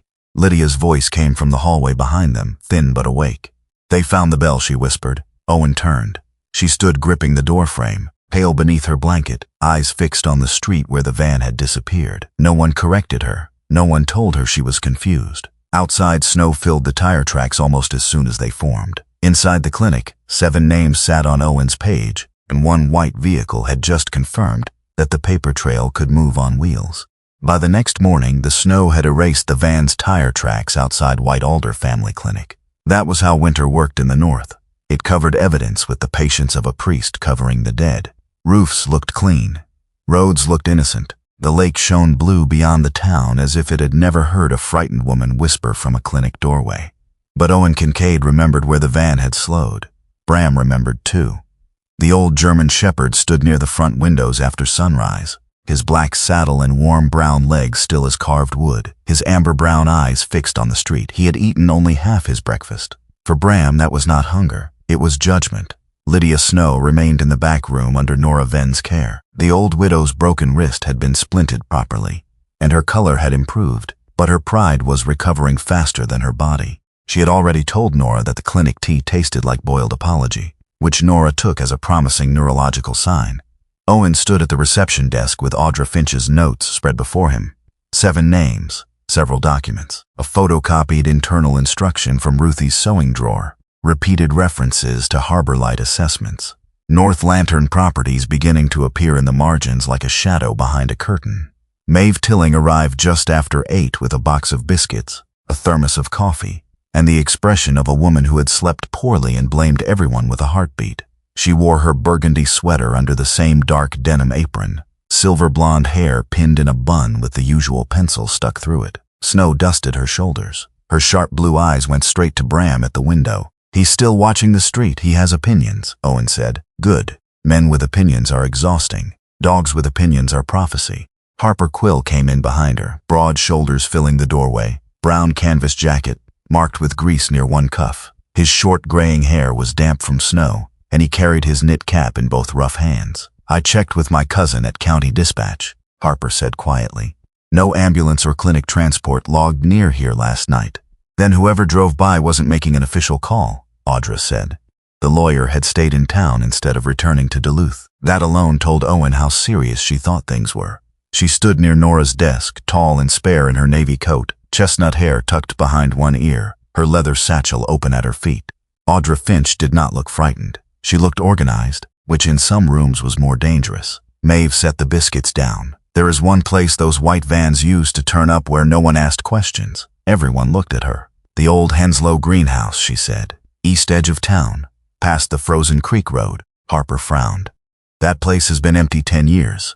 Buildings can be empty and still useful to people who prefer not being watched," Maeve said. "I saw a harbor light van there more than once last winter. Thought they were storing winter blankets or donated heaters. I was being charitable. That always gets me into trouble." Audra looked at Owen. "We do not break into anything." "I know. Do you?" Owen met her eyes. "Evidence collected wrong becomes a gift to the people who did wrong." Audra's expression shifted by 1 degree. Approval, perhaps? Or at least reduced suspicion. Nora stepped out from Lydia's room, cardigan sleeves pushed to her elbows. "Lydia's asleep. She needs rest, not another hallway full of worried faces. If you go, call Kara." "Deputy Madsen?" Harper asked. "Unless you have another local deputy who believes locks are more than decorative suggestions." Maeve snorted. "Kara believes in 3 things: procedure, tire chains, and disappointing men who say, 'Trust me.'" Owen liked her already. The abandoned greenhouse sat beyond the last houses, where White Alder Bay thinned into snowfields, birches, and the dark backs of pines. Harper drove his plow truck with Owen and Bram in the front and Audra in the back seat, one gloved hand braced against her satchel as the road bucked beneath them. The old Henslow place emerged from the white like the skeleton of some glass animal. It had once been beautiful, maybe. Long rows of metal frames arched under broken panes, and winter sunlight flashed in the remaining glass like trapped water. Snow had drifted through shattered panels and settled over empty planting beds. Dead vines clung to the ribs of the structure. A small service shed stood behind it, half hidden by pines, its door secured with a lock that looked far newer than the building deserved. Harper killed the engine. "No one's used this place in years," he said. "Town took it over after Henslow's son stopped paying taxes." Audra looked through the windshield. "Then a new lock is interesting." Bram's ears went up. The old dog gave a low sound from deep in his chest and pushed his nose toward Owen's door. Owen got out first. Cold air slapped his face. The snow was undisturbed in some places, churned in others. Near the pines behind the shed, he saw tire marks partly covered by last night's fall. Fresh enough, wide enough for a van or truck. Bram moved ahead slowly, nose low, paws careful, tail level with his back. "Stay outside the structures," Audra warned. Owen did not answer because Bram had already veered toward the pines. The dog stopped near a clump of brush and became still. Owen followed his gaze. A pickup truck sat tucked behind the trees, its dark green paint salted white, engine off, windshield half fogged from inside. Someone was in the driver's seat, Harper muttered. "Well, that ain't suspicious at all." Bram stepped into the open and stood in front of the hidden truck. Not close enough to threaten, close enough to make leaving impossible without choosing to drive over him. The driver flinched. Owen saw a pale face behind the glass, then the shape of a man's hand wiping condensation from the window. The door opened a crack. "I don't know anything," the man called. Owen looked at Audra. Audra lifted one eyebrow. That is rarely how innocent conversations begin. The man climbed out slowly. He was in his early 50s, thin-shouldered, with a narrow chest and a face that had been hollowed by worry. Sparse gray-brown hair lay combed carefully to one side, failing to hide the shape of his scalp beneath. Wireframe glasses sat low on his nose. He wore a faded work jacket over a gray sweater, dark pants, and boots not warm enough for the weather. His skin was pale, his eyes restless, mouth dry from a lifetime of words swallowed before they became dangerous. Harper whispered, "Evan Rusk." Owen kept his hands visible. "Former Harbor Light driver." Evan's eyes flicked to Harper, then Audra, then down to Bram. The dog had not moved. "Former," Evan said. "I quit. When? Last spring." Audra took one step forward. "Mr. Rusk, I'm Audra Finch, attorney representing concerns related to several seniors formerly serviced by Harbor Light." Evan laughed once, bitter and frightened. "Representing concerns. That's a soft way to say you found the rot." Owen watched him carefully. Fear alone made people run. Guilt made them talk in fragments first. "What are you doing here?" Owen asked. Evan looked toward the service shed, thinking about not doing something. What something? Leaving. No one spoke. Bram's head lowered slightly, not aggressive, but attentive. Evan stared at the dog as if those amber-brown eyes had found a room inside him he had kept locked for years. "I don't know anything," Evan said again, weaker now. Owen said, "Then why are you hiding behind an abandoned greenhouse before 9 in the morning?" The man's lips trembled. Before he could answer, Bram turned away from him and walked toward the service shed. The dog stopped at the locked door, sniffed along the threshold, then pawed once at the snow near a corner where the shed wall met the ground, not digging hard, indicating. Owen crouched but did not touch the door or the lock. Beneath the crust of snow lay a strip of pale cloth, caught on a splinter. He used a pen from his pocket to lift it enough to see the mark printed on it. Harbor Light Care Alliance. Evan made a small sound behind him. Audra saw it too. "We need law enforcement." Owen stood and took out his phone. Deputy Kara Madsen arrived 18 minutes later in a county SUV with snow packed into its wheel wells. She stepped out wearing a dark brown winter law enforcement jacket, duty pants, boots, and a tan knit cap pulled low over her ears. She was 38, medium tall, compact, and athletic, with a straight-backed posture and a face built over skepticism. Her hair was dark blonde, braided tight and tucked beneath her collar. Her skin was fair, wind-reddened at the cheekbones, and her gray eyes had the calm severity of someone who did not confuse kindness with carelessness. She looked first at the greenhouse, then at the shed, then at Evan. "Why does trouble always pick places with bad parking?" she asked. Maeve would have approved. Kira listened without interrupting, while Audra explained ownership of the property, the new lock, the suspected link to vulnerable adults, and Evan's former role. Kira took notes in a small black notebook, asked Harper about municipal ownership, and called the town clerk to confirm the property status. Then she looked at Evan. "You have access to that shed?" Evan swallowed. "No." Kira waited. His shoulders sagged. "Not anymore. That is a different answer." Evan rubbed both hands over his face. "I had a key when I drove for them. For winter kits, blankets, intake packets, portable heaters, that kind of thing." "Is there anyone inside? No, anything dangerous? Only paper," Evan said. Then after a beat, "Paper can be dangerous." Kira's gaze sharpened. "Because the property belonged to the town, and because there was reason to believe materials inside involved ongoing concerns for at-risk elders." Kira did not treat the lock like a casual obstacle. She photographed it, logged the condition of the door, called the town clerk again on speaker, and obtained permission to inspect the shed as a municipal property check. Audra nodded slightly through the entire process. Procedure, Owen thought, was not always the enemy. Sometimes it was the bridge truth needed to cross safely. Harper cut the lock only after Kara told him to. The door opened with a groan. The smell came out first. Cold dust, old potting soil, plastic, and beneath it, a sharp chemical cleanliness Owen recognized from Lydia's torn wristband and the clinic hallway after Nora had mentioned Harbor Light transport. Inside were metal shelves, stacked bins, rolled blankets, cardboard boxes, and 3 collapsible wheelchairs with Harbor Light stickers on the frames. A row of clipboards hung from hooks along one wall. A portable heater sat near the back, unplugged and dusty. Kara photographed everything before anyone touched it. Audra moved carefully, gloved hands at her sides, reading labels without disturbing them. "Winter wellness outreach," she said softly. "Safety support, cognitive review packets." Owen found the route lists in a plastic bin marked Transport Logs, North Shore. He did not pick them up until Kara photographed the bin and nodded. The pages were clipped by month. Names, addresses, pickup times, staff initials, notes in shorthand.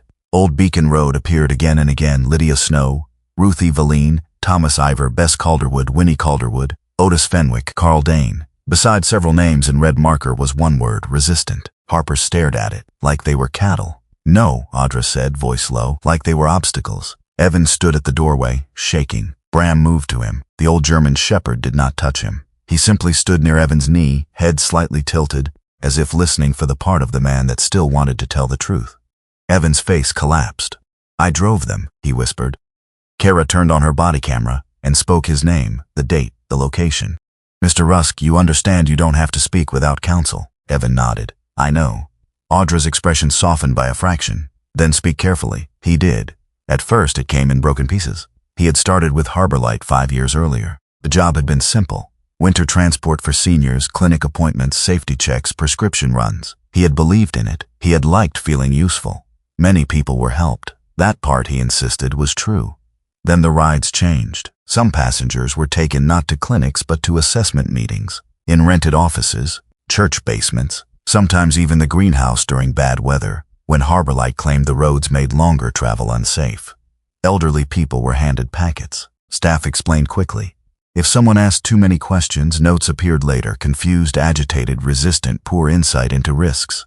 Most of them signed something real, Evan said, voice shaking. That's how it worked. A ride consent, a medication support form, emergency contact update, something harmless enough. Then pages moved, attachments changed.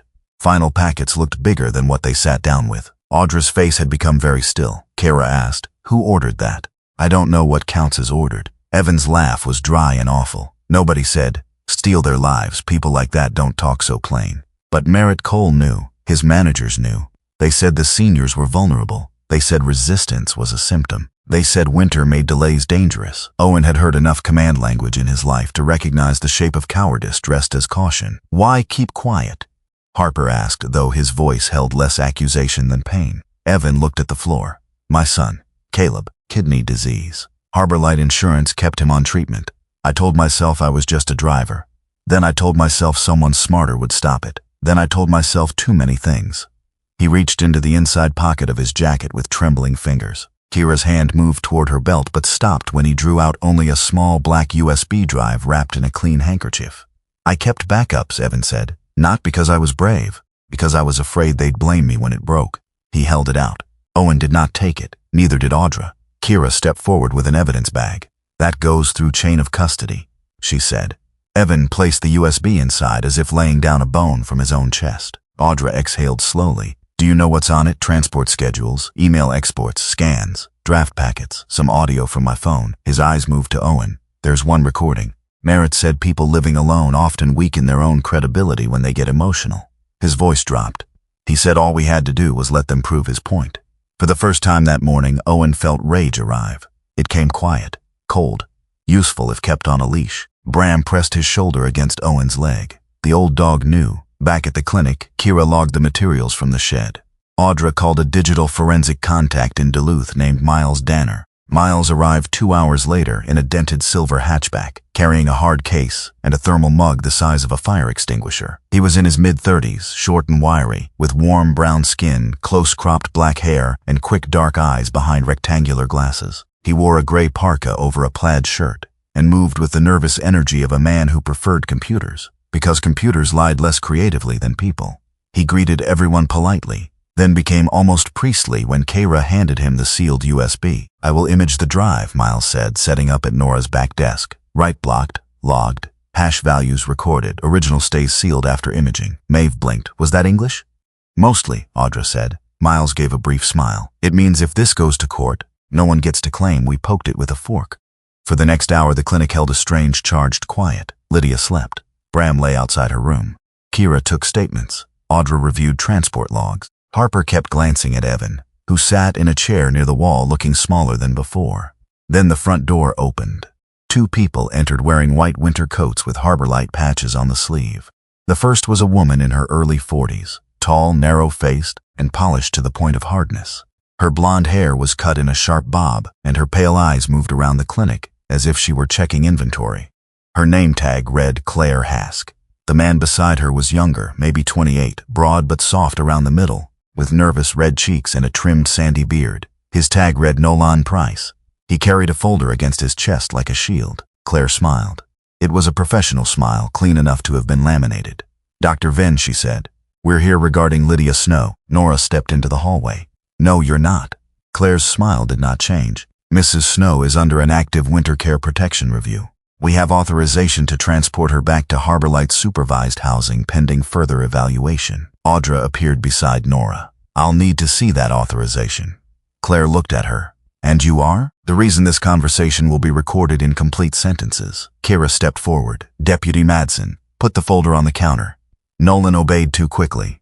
Claire gave him a sharp glance. Inside Lydia's room, something moved. Bram stood. Owen saw Lydia sitting up, pale, eyes wide, one hand clutching the blanket at her throat. She had heard the phrase transport her back. No, she whispered. The word did not carry far, but Bram heard it. Claire took one step toward the hallway. Mrs. Snow may be confused. It would be best if familiar care professionals. Bram moved before Owen did. The German shepherd placed himself in the hallway between Claire and Lydia's room. His body was calm, ears high, head level. He did not lunge.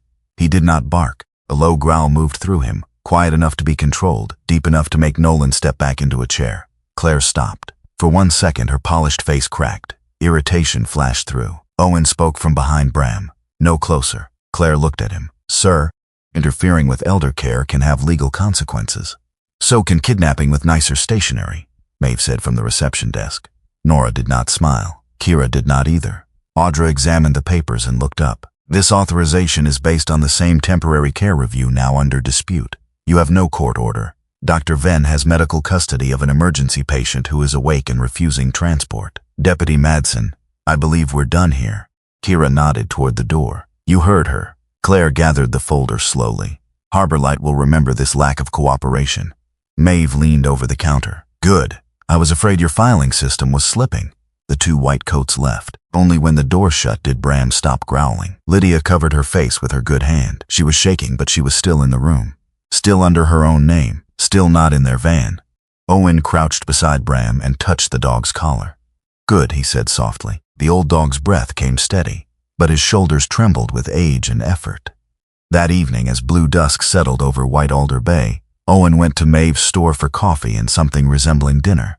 He found Merritt Cole waiting near the postcard rack. Merritt was in his early 50s, medium tall and trim, with neatly combed salt and pepper hair, a smooth face and eyes so calm they made emotion seem like a clerical error. He wore a long charcoal wool coat, dark trousers, polished shoes unsuited to slush, and a navy sweater beneath a pale shirt. Everything about him suggested control. The mild smile, the clean gloves, the voice low enough to make people lean in. Owen Kincaid, Merritt said.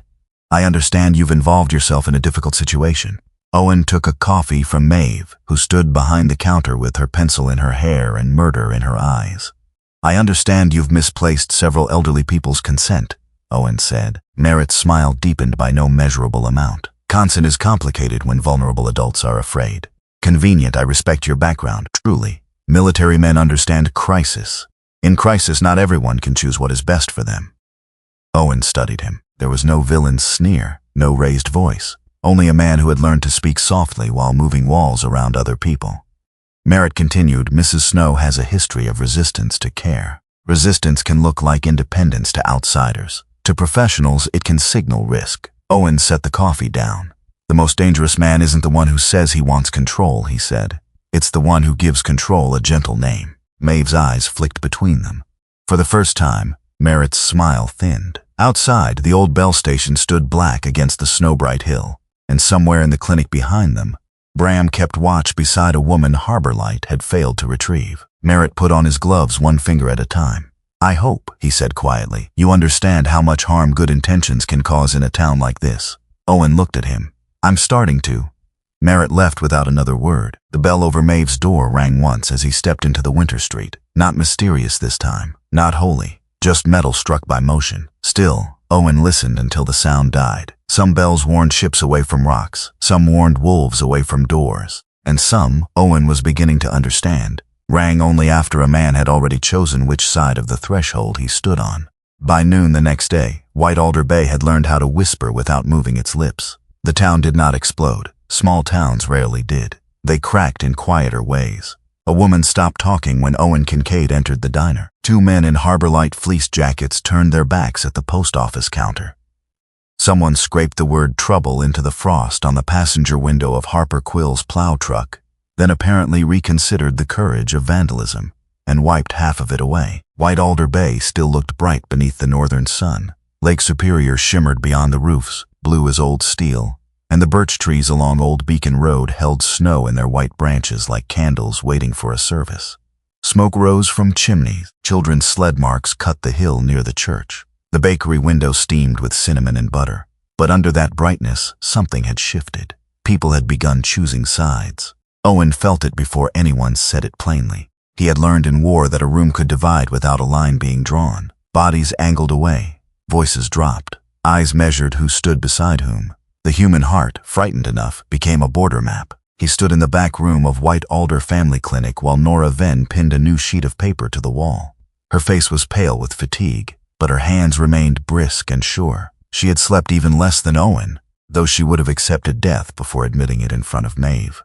Audra Finch had drawn 3 columns on the paper. Elders affected, paper changes, property or benefit impact. The words were neat, legal, and too small for the pain they held. Bram lay under the table near Owen's boots. His black and tan body stretched carefully to spare his stiff hips. His silver-touched muzzle rested on his paws. Every so often, one amber-brown eye opened to check the room, the door, Lydia's hallway, Owen's breathing.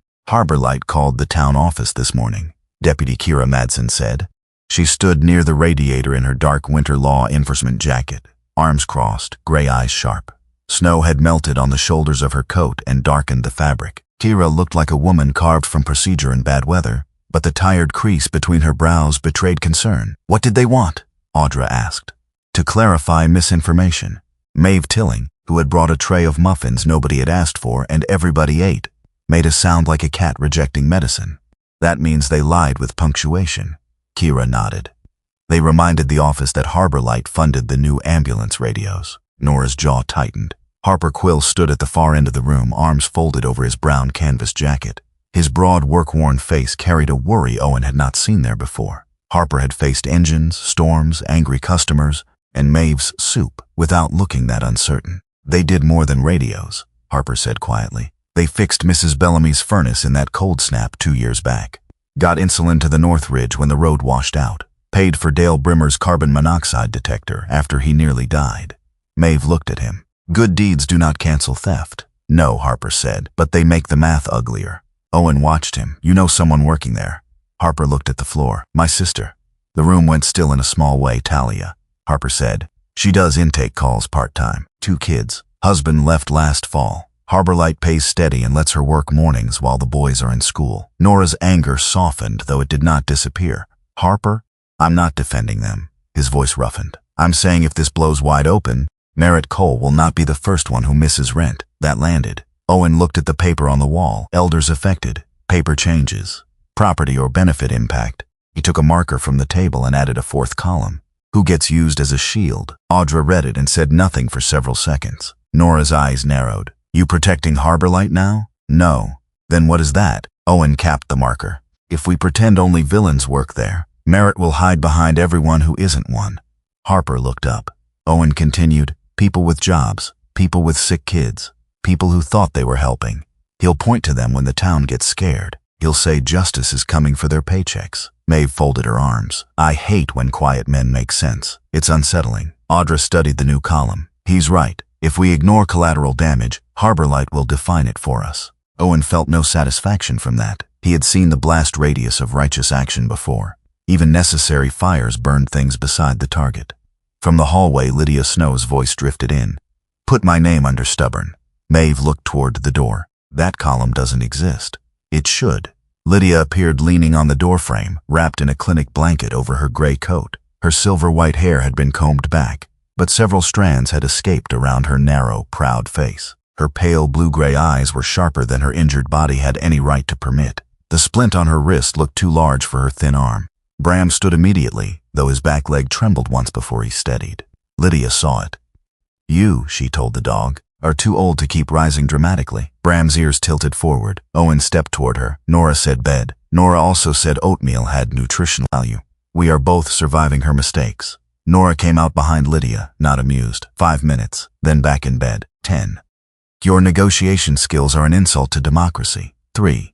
Lydia glared, then allowed Owen to guide her to a chair. No one called it helping. That would have ruined it. By afternoon, the back room of the public library had become neutral ground, or at least the closest thing White Alder Bay had left. The library stood 2 blocks from the clinic, a warm brick building with tall windows facing the lake and a carved wooden sign that read White Alder Public Library, Nolad, We Other Permitting. Inside, the air smelled of paper, old varnish, coffee, and snow melting from boots.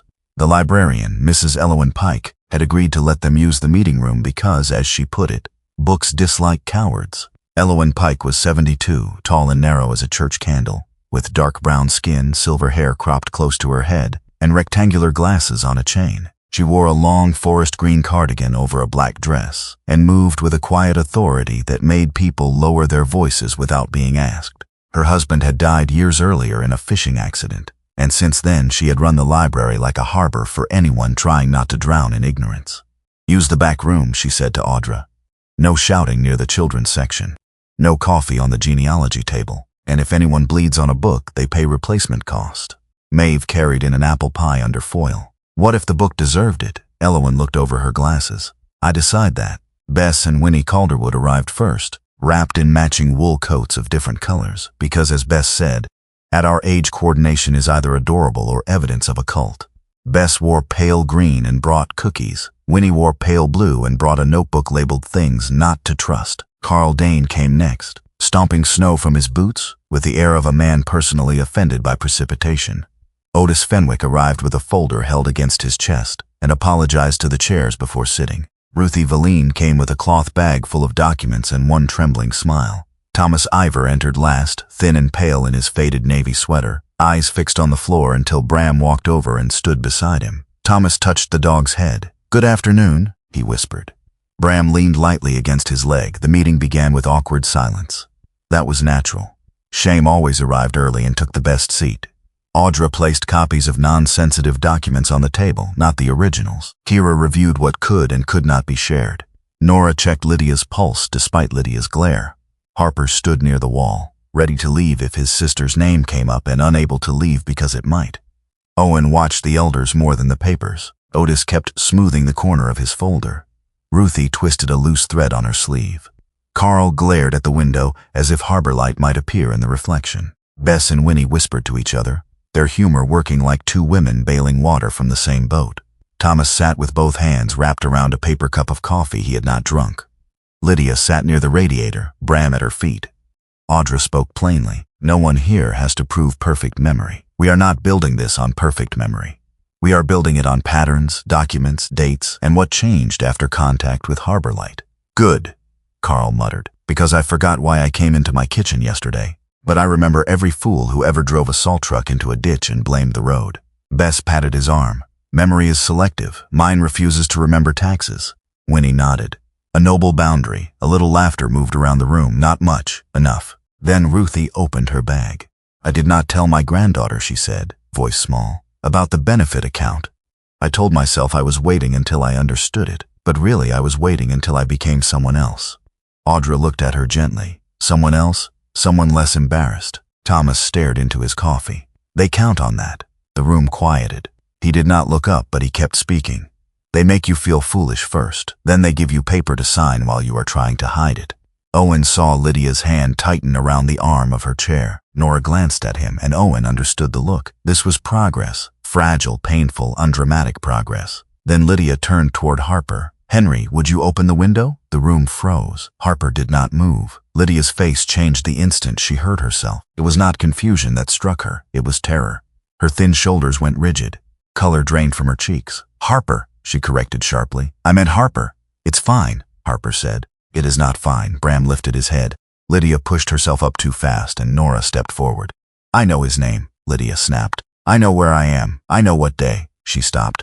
Her eyes flicked toward the calendar on the wall. For one cruel second, she did not know. No one spoke. Even Bess and Winnie's jokes died in their mouths. Lydia's breath shortened. "This," she whispered. "This is how it starts. One name, one day, one crack. Then men like Merritt Cole pour themselves into it and call the whole house unsafe." Owen moved before he thought better of it. He crouched beside her chair, not touching her, making himself lower than her line of sight. "Lydia." She stared at the floor. "Look at me." Her jaw clenched, but she did. "Forget his name. Forget the date. Forget my name if you want." Her eyes flashed. "But you did not forget the Bell Station. You did not forget who took you. You did not forget the van. You did not forget there are 6 other people in this room who matter." Her good hand trembled. Owen's voice stayed low. A missing word is not a missing life. The sentence did not heal her.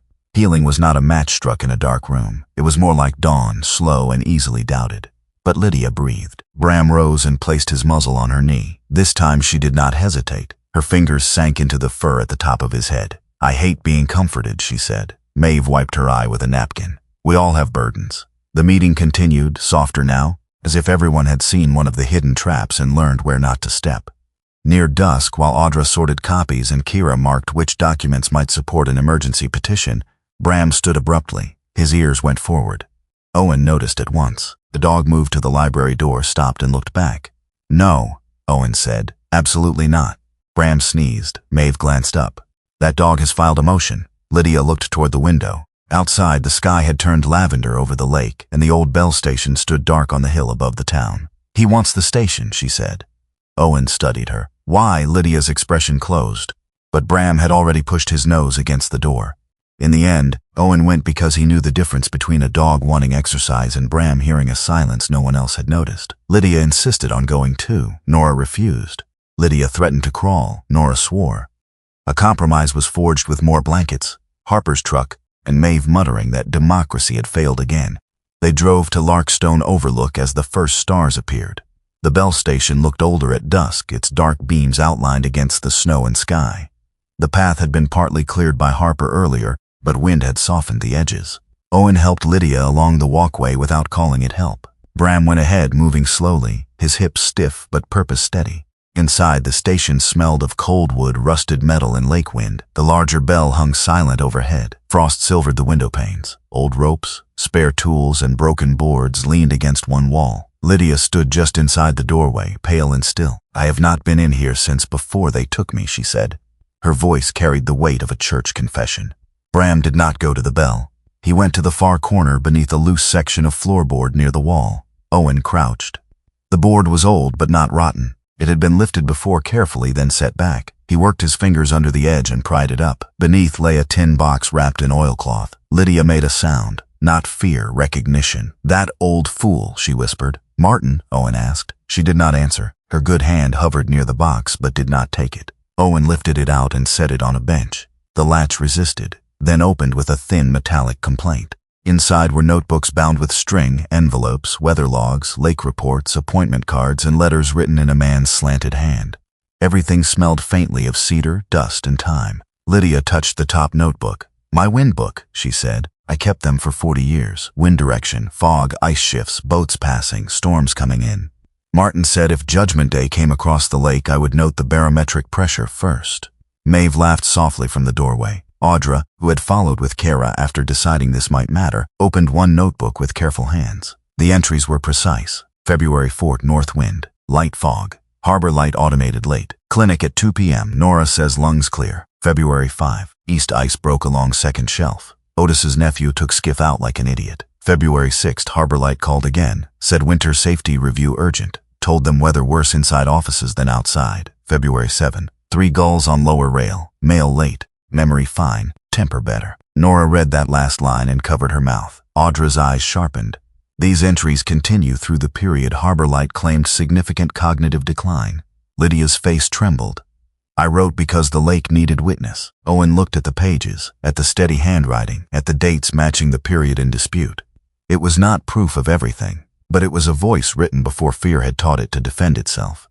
Bram, meanwhile, had not settled. He stood beneath one of the support beams, nose lifted, ears alert. Then he pawed at the lower side of the beam. Owen turned the flashlight. There, carved into the old wood under layers of dust, were words. "Ring when the fog forgets the shore." Lydia closed her eyes. For a moment, no one in the station breathed loudly. "Martin carved that," she said. "The county wanted to close the Bell station. Said machines were enough. Martin said machines could measure fog, but they could not pity a lost boat." She touched the carving with 2 fingers. "Ring when the fog forgets the shore." That was his joke. His prayer, maybe. The wind moved around the station, and the old building creaked like a ship remembering waves. Owen thought of the elders in the library, each one isolated by shame. He thought of Lydia ringing a little bell beneath a broken porch. He thought of Bram hearing what human systems had ignored. Some phrases were not evidence. Some phrases were orders from the dead to the living. Audra photographed the carving and the logs. Kira documented the box. Nora stood beside Lydia but did not touch her. Maeve cried openly and dared anyone to comment. Owen stepped outside for air. The hill overlooked White Alder Bay. The town lights glowed below, warm and divided. Beyond them, Old Beacon Road curved along the lake, past the homes of Otis, Ruthie, Carl, Bess, Winnie, Thomas, and Lydia. From up here, the road did not look like separate addresses. It looked like a line someone had drawn on purpose. Audra joined him a few minutes later, holding a printed map Kira had retrieved from her vehicle. The wind pressed her navy coat against her legs. "I found something in the county property database," she said. Owen looked down at the map. Red marks circled properties along Old Beacon Road, some already sold, some under review, some with care-related notices attached. At the top corner was the name North Lantern Propabees. Audra's finger traced the road. "They are not just managing care, they are clearing a corridor." "For what?" She handed him a second page. A planning summary, printed from a development proposal filed under an affiliated company. Winter Wellness Campus, Lakefront Senior Living, and Recovery Retreat. The artist rendering showed clean buildings, glass walls, walking paths, therapy rooms, lake views, and smiling elderly people who did not look anything like the ones inside the library. Owen felt the cold settle deeper. Audra's voice was quiet. They were not chosen because they were confused. Below them, the town lights trembled in the winter air. Owen looked toward Old Beacon Road. They were chosen because they were in the way. Behind him, inside the bell station, Lydia's hand rested on Martin's carved words, while Bram sat beside her like a small black and tan guardian of every voice the fog had tried to swallow. The county courthouse lost heat at 7:30 that morning. That was what the official notice said, printed in block letters and taped to the courthouse door, while steam rose from a broken pipe near the basement steps. The old stone building stood in the center square of White Alder Bay, solemn and useless under a bright winter sky, its windows frosted white from the inside. A maintenance crew moved in and out carrying toolboxes, muttering the kinds of prayers men reserve for old plumbing. So the emergency hearing moved to the public library. Owen Kincaid thought there was something fitting about that.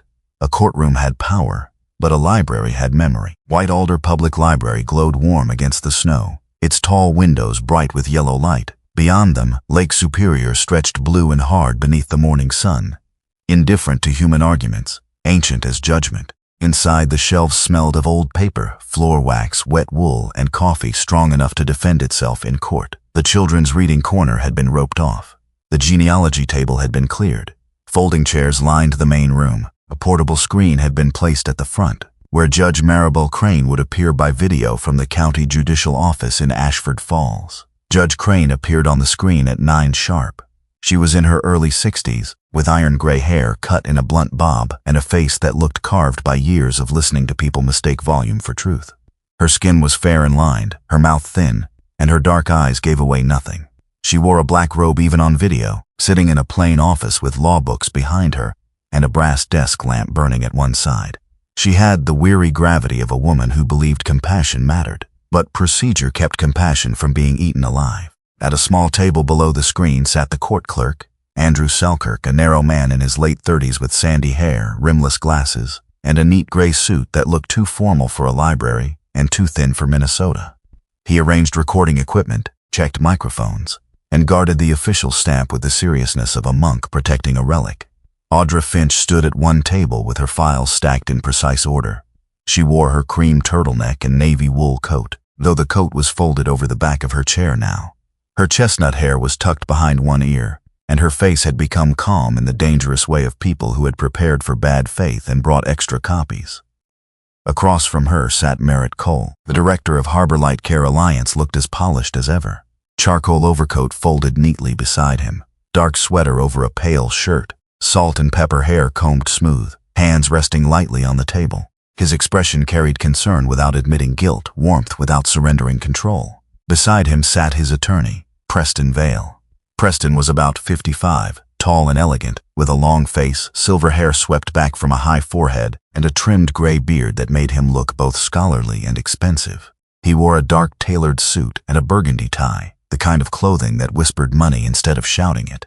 His voice, when he greeted Audra, was soft and courteous. Owen distrusted him immediately. Bram lay beside Owen near the front row. The 7-year-old German shepherd looked tired after the long week. His black saddle, tan chest, and warm brown legs were clean but duller than usual from winter dust. and the silver at his muzzle seemed brighter beneath the library lights. His amber-brown eyes remained watchful. He had chosen a place where he could see Lydia, Owen, the door, and Merritt Cole without moving his head. That, too, was procedure. Lydia Snow sat upright beside Nora Venn, wrapped in her gray coat and mustard scarf, her splinted wrist resting against her ribs. Her white hair had been combed back, though wind and stubbornness had already pulled several strands loose. She looked frail enough to make strangers lower their voices, and proud enough to make them regret pity. The others sat in a row behind her.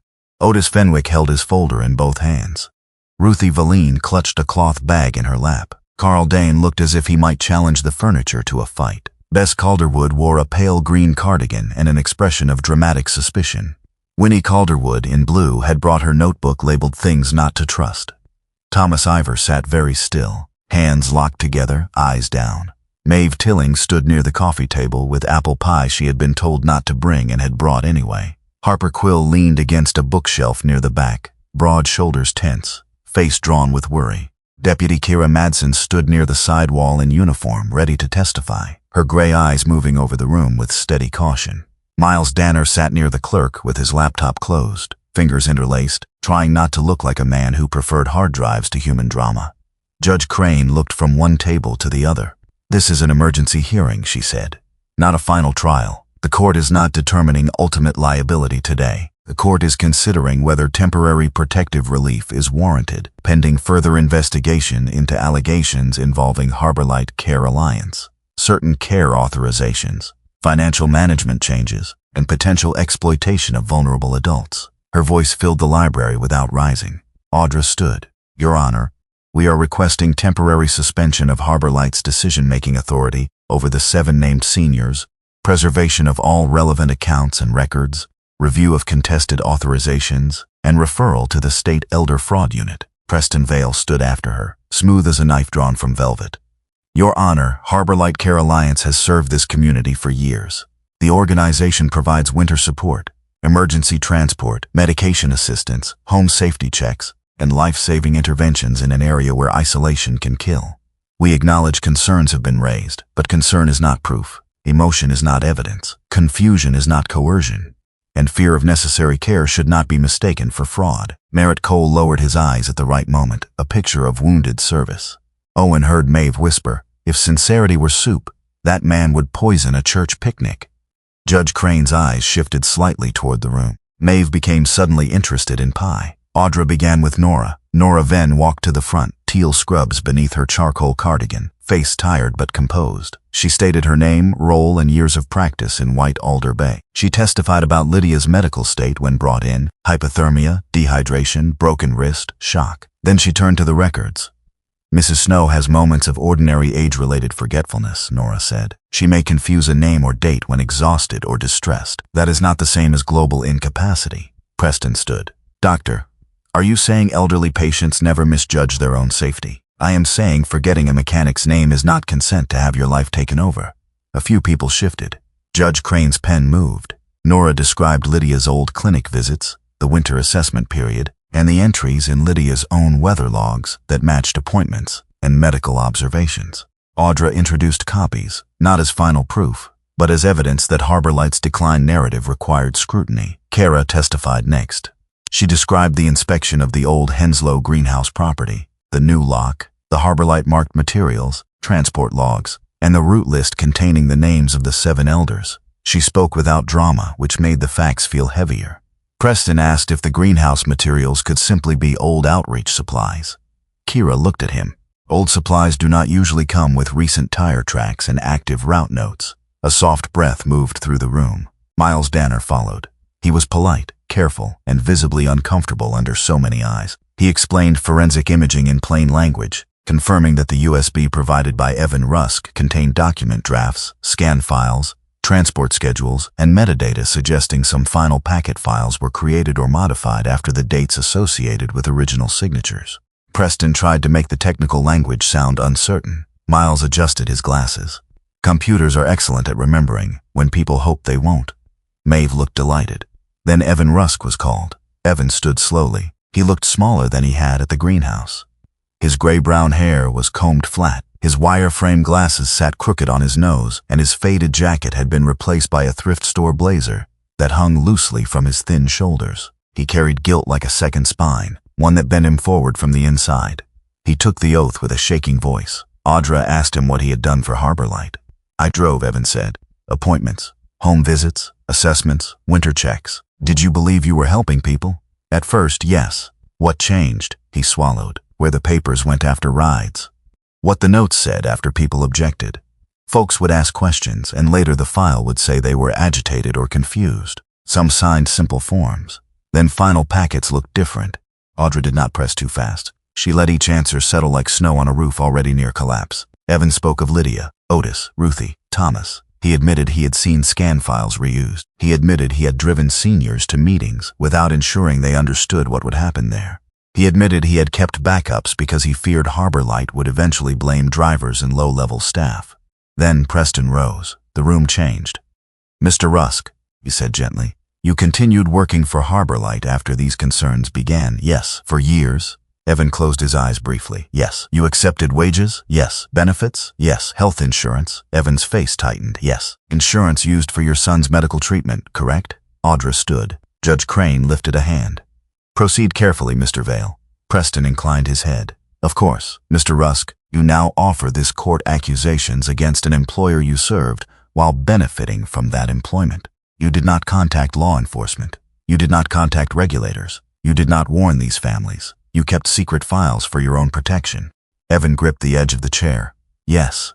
Preston's voice remained soft. "So why should the court trust the conscience of a man who remained silent when silence served him?" The question landed hard. No one moved. Evan looked as if the whole room had become a white field, and he was once again deciding whether to keep driving past a person in the snow. Bram rose. He did not go to Lydia. He did not go to Owen. He walked slowly to the aisle beside Evan's chair, stiff hips carrying him with effort, and sat down. Evan looked at the dog for a moment. The man's face broke open, not into tears, but into the terrible relief of being seen without being excused. When he answered, his voice was still quiet, but it had stopped shaking. "I don't ask the court to trust my conscience," Evan said.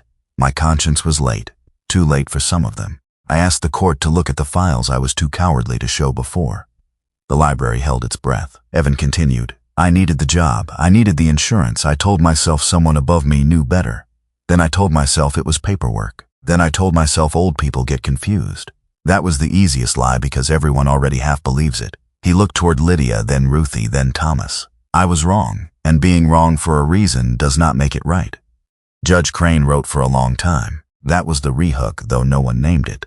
Not a dramatic confession of heroism, but a man refusing to polish his cowardice into virtue. In that moment, the case became more than paper. It became a mirror held up to every quiet compromise that lets harm dress itself as policy. The elders spoke after Evan. Otis Fenwick went first, tall and thin in his brown sweater, white mustache trembling. He described the heat assistance form he thought he had signed. He remembered the gold watch of the Harbor Light evaluator tapping the table. "Click, click, click," Otis said, like he was counting how long before I gave up asking. Ruthie Valine came next. She had dressed in her blue-gray cardigan and pinned a small silver brooch at her throat, perhaps for courage. She spoke about missing deposits, redirected letters, and the shame that had kept her quiet. "They made embarrassment do half the work," she said. Carl Dane did not sit when called. He stood with both hands planted on the table. "I drove salt trucks in whiteouts before half their staff was born," he said. "They wrote I did not understand winter hazards. I understand winter fine. What I did not understand was how a clipboard could make a man smaller." Bess and Winnie testified together, because separating them would have required a stronger court order than anyone present wished to attempt. Bess said Harbor Light called their living arrangement mutual dependency. Winnie leaned toward the microphone. "We call it 81 years of not murdering each other, which is stability, not illness." Even Judge Crane's mouth nearly moved. Thomas Ivor was called after them. He stood, then sat again. His hands trembled so violently the microphone picked up the faint rustle of paper in his lap. His watery blue eyes fixed on the table. Audra waited. So did the judge. So did everyone. Bram, still near the aisle, turned and walked to Thomas. The old German shepherd placed his muzzle on Thomas's hand. Thomas's fingers closed around the fur. "I used to light the harbor lamp," he said. His voice was faint, but the microphone caught it. "Men came home because I did my job. Then I signed a paper I did not understand. After that, every person who spoke to me sounded like they had already decided I was dimming. His breath shook. They made me feel like the fog was inside me. Lydia lowered her head. Owen looked away for a moment, not because he was ashamed to hear it, but because some truths deserved space to stand without being stared at. Then Audra called Lydia Snow. Nora helped her rise. Lydia allowed it for 3 steps, then removed Nora's hand with dignity sharp enough to cut thread. She walked slowly to the front, splinted wrist held close, mustard scarf bright against her gray coat. Bram moved with her, not touching unless she faltered. Preston stood. "Your Honor, if the animal is intended to influence." Judge Crane interrupted. "Is the dog trained?" Owen answered. "Former search and rescue K9. Calm under instruction." Lydia lifted her chin. "He is also better mannered than most professionals in this room." A small ripple moved through the library. Judge Crane looked at the screen for a long moment. "The dog may remain quiet." Bram sat. Lydia placed her good hand on the table. Audra's first question was simple. "Mrs. Snow, did you knowingly grant Harborlight authority to make care decisions on your behalf?" "No." "Did you understand yourself to be transferred voluntarily?" "No." Preston rose. "Mrs. Snow, do you sometimes forget names?" Lydia looked at him. "Yes." "Dates?" "Yes." "Did you recently call Mr. Quill by the wrong name?" "Yes." "Did you confuse the day of the week during a meeting?" "Yes." A murmur stirred. Lydia's mouth tightened, but she did not look away. Preston softened his tone, which made it worse. "Is it possible, Mrs. Snow, that during grief and winter stress, you misunderstood the help being offered?" For a moment she was silent. Then she smiled. It was not a warm smile. "Mr. Vale, last week I put salt in my tea and blamed Owen's cooking." A brief laugh escaped someone in the back. Even Nora's eyes flickered. Lydia continued. "I forget small things, names, days, why I opened a drawer. Once I spent 10 minutes looking for glasses that were on my face, and I would like that stricken from the moral record." More laughter, gentler now. Then her voice changed. "But I do not forget my home. I do not forget the bell station. I do not forget Martin's hands on the rope in a fog so thick the lake disappeared. I do not forget the white van. I do not forget the smell of disinfectant. I do not forget a man telling me that if I fought, they would prove I was unsafe to myself." The room quieted. Lydia looked toward the judge's screen. "They did not only take papers. They took the right to trust my own memory. They made every small mistake feel like a witness against me." Her hand trembled. Bram leaned against her leg. "I am old," Lydia said. "I am proud. I am sometimes wrong. But I am not a vacant house for someone else to manage." No one spoke. Preston did not rise again.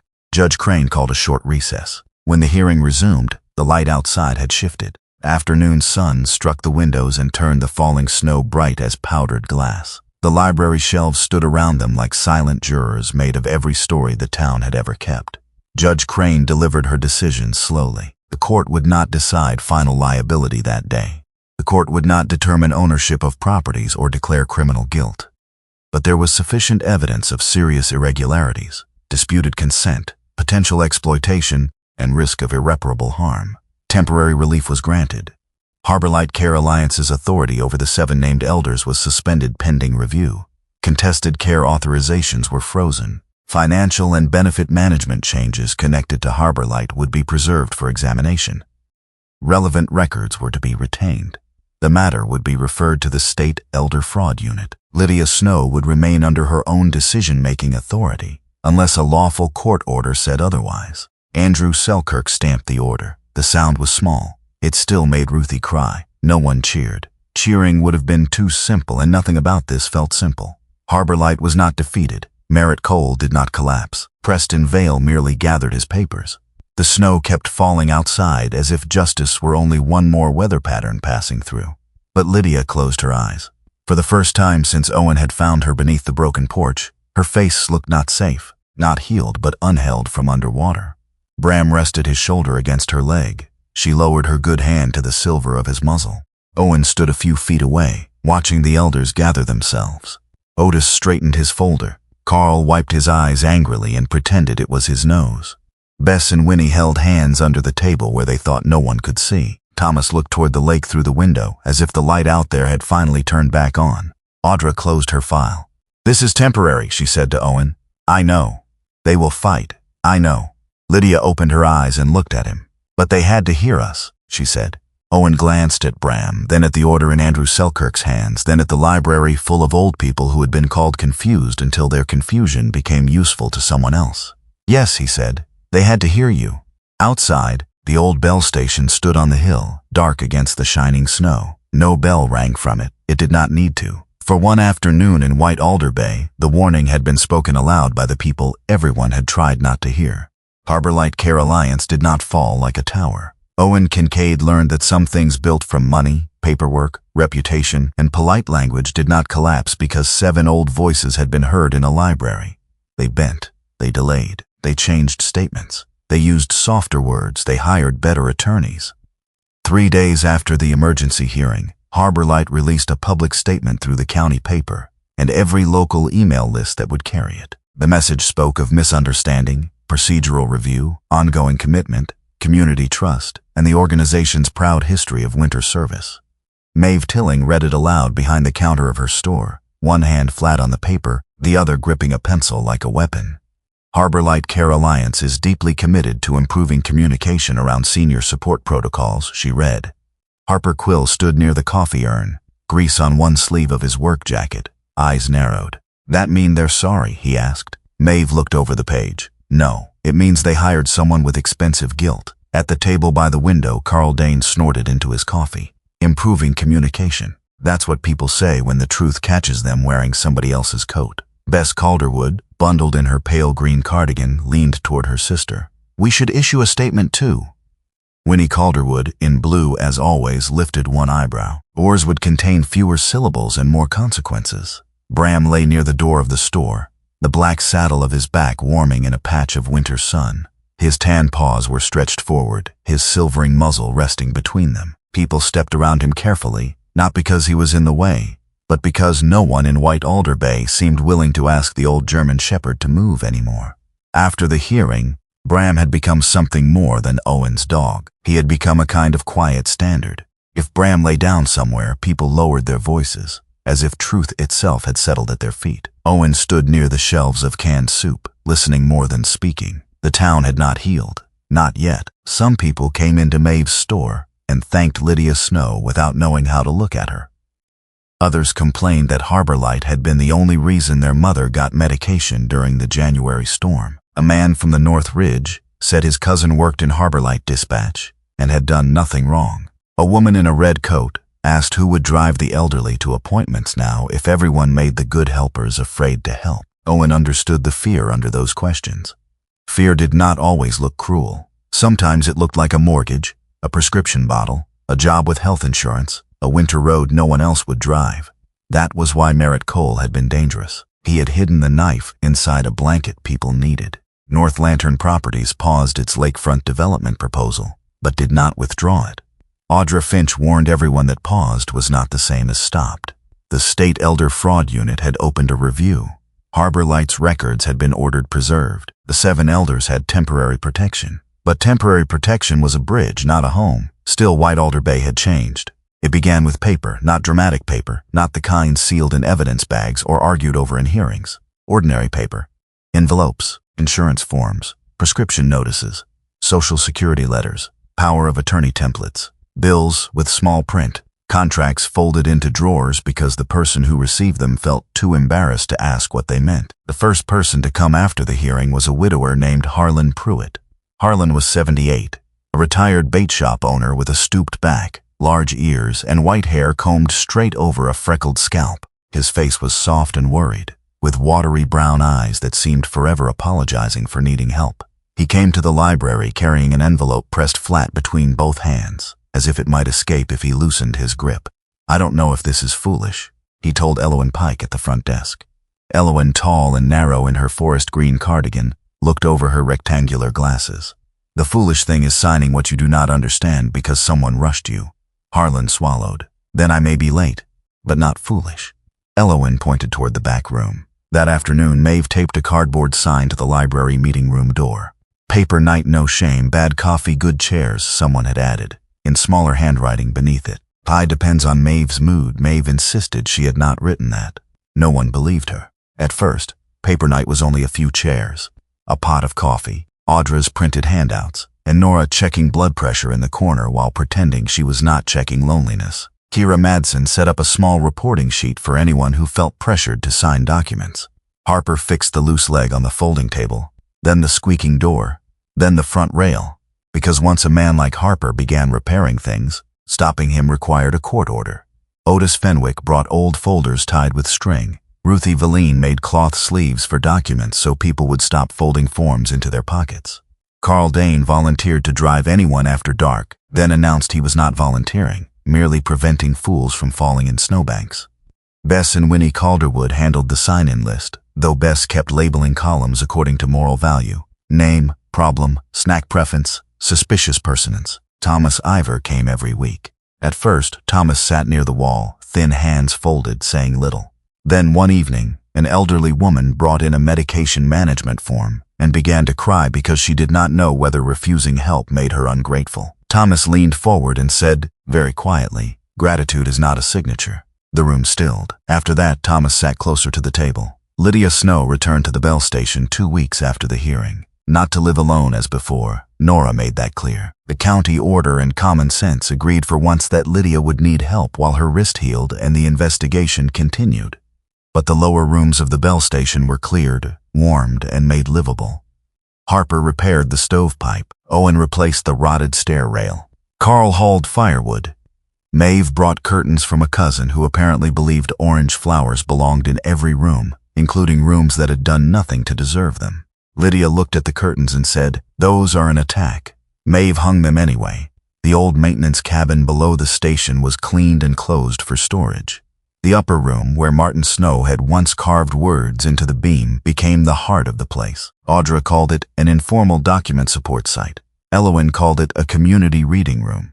Maeve called it a place where people came to drink bad coffee and admit they could not read 12 pages of legal nonsense without wanting to bite somebody. Lydia called it ridiculous. Then she allowed Harper to hang the sign, White Bell House. The sign was made from salvaged cedar and painted by Winnie, who claimed she had superior lettering because Bess's hand wandered like a drunk ant. Beneath the name, in smaller letters, Owen carved Martin's old phrase, "Ring when the fog forgets the shore." When the sign went up, no one clapped. It was too cold, and too much had been lost for clapping. Lydia stood beneath it, gray coat buttoned, mustard scarf tucked at her throat, splinted wrist close to her side. Her pale eyes moved over the words once, then again. Bram stood beside her, ears alert, black and tan body steady despite the stiffness in his hips. "What do you think?" Owen asked. Lydia looked at the sign, then at Bram. "It sounds like a government office staffed by owls." Harper, holding the ladder, nodded. "Respectable owls." Maeve folded her arms. "Owls with better coffee than yours." Lydia sniffed. "Low bar." But when she reached up and touched Martin's carved phrase, her fingers lingered there. Owen pretended not to see. White Bell House did not become a miracle overnight. Nothing honest did. It became a place where a retired nurse brought a benefits letter folded into her Bible, where a fisherman's widow came with a deed transfer offer she did not trust, where Harlan Pruitt learned that the document he feared was not a trap, only badly written, where Thomas helped people sit down when their hands shook, where Ruthie stitched little blue fabric tabs onto folders so people could find the papers that mattered, where Bess and Winnie argued over whether the coffee was bad enough to qualify as evidence, and Bram lay near the stove through it all. The old German shepherd had claimed the rug by the door, a thick brown mat Maeve had donated after declaring that heroes should not be expected to nap on splinters. Bram watched each newcomer with calm amber eyes. He did not demand affection, he offered presence. Sometimes that was all people needed before admitting fear aloud. Owen helped too. At first he told himself he was only filling gaps, driving documents to Audra's temporary table at the library, carrying firewood, fixing the hinge on the back door, walking Lydia down the path when the snow was slick, sitting in the corner while an old man read a letter 3 times before understanding it was not a threat. He did not call it staying, he called it useful. Then Harper fixed his truck. It happened on a clear morning near the end of February when sunlight came off the snow in blinding sheets and the lake looked almost gentle. Owen stood outside Quill Repair while the engine turned over cleanly. The old truck rumbled with a familiar strength, no cough, no stagger, no excuse left in the metal. Harper leaned against the open bay door, wiping his hands on a red rag. "There," he said, "your land whale lives. It's a truck. It became a whale when it died dramatically under a hill." Owen looked at the hood, at the trailer hitched behind it, at the road beyond the garage. Duluth was still there. The job was still there, though barely. He had received the call that morning. If he arrived within 24 hours, the position remained his. If not, they would move on to the next candidate. It was fair. No one in Duluth owed his unfinished ghost's patience. Harper held out the keys. Owen took them. Bram sat near the passenger door and did not move. Owen opened the truck door. "Load up." Bram yawned. "Bram." The dog looked toward the road leading up to White Bell House. Harper scratched his jaw. "He appears to be experiencing a difference of opinion. He's a dog. Dogs are known for having better judgment than men with duffel bags." Owen did not answer. He drove the truck back to the trailer lot below Larkstone Overlook and began packing. The routine should have been easy. Fold blankets, check gear, secure tools, food bag under the bench, medical kit within reach, maps tucked into the side compartment. He had done it 100 times, maybe more. Leaving had become a liturgy. Every item had its place. Every place meant he could go before anyone found a reason he should not. But his hands moved slowly. From the hill, White Bell House was visible through the birches. Smoke rose from the chimney. The cedar sign caught the light. Somewhere inside, Lydia was probably insulting Nora's tea or accusing Maeve of weaponizing Pie. Bram had walked up the path without permission and now lay across the threshold. Owen knew, because the dog had never been subtle when staging moral resistance. Owen packed his last bag and stopped. The old bell at the station moved in the wind. It did not ring, but he watched it sway. For years, a bell had meant failure to him. A missed signal, a man lost in fog and ice. The sound had followed him across states, through engine noise, through sleepless nights, through every town he left before dawn. But White Alder Bay had changed the sound. Here, a bell had meant Lydia's hand still trying. It had meant Bram hearing what Owen could not bear to trust. It had meant old people gathering papers they were ashamed to read. It had meant not rescue alone, but witness. Owen zipped the duffel.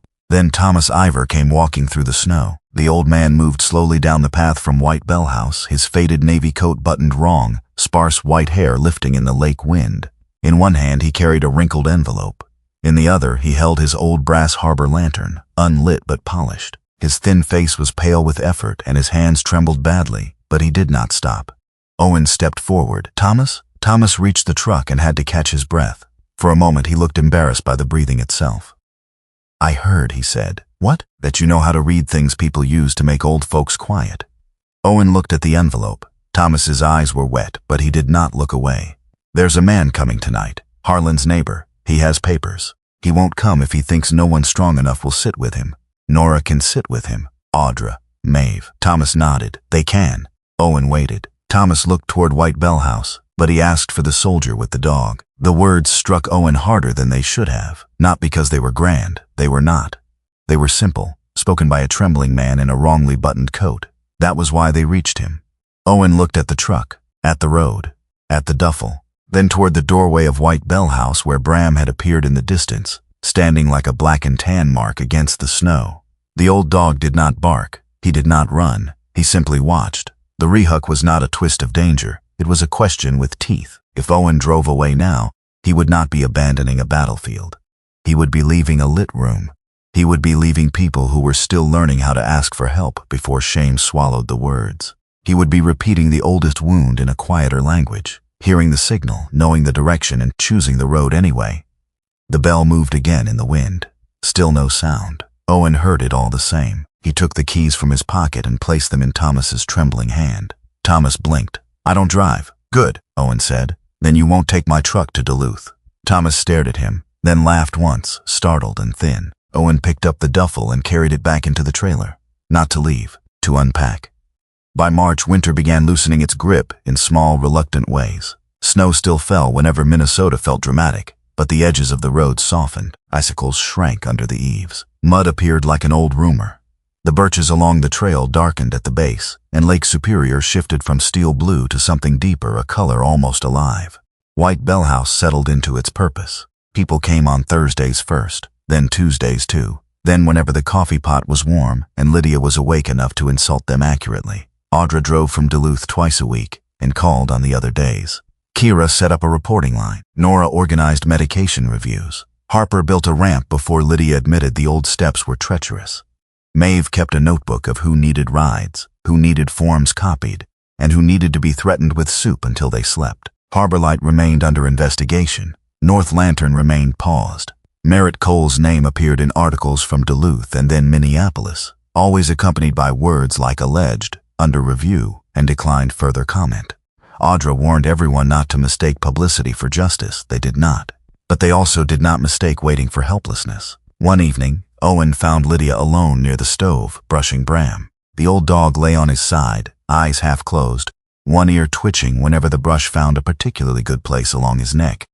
Lydia moved slowly because of her wrist, but carefully, with a tenderness she would have denied under oath. "You spoil him," Owen said from the doorway. "He is elderly and dramatic. We share professional interests." Bram sighed. Lydia leaned down and kissed the silver on his muzzle. It was quick, almost hidden, but Owen saw it. Lydia's hand rested on Bram's head.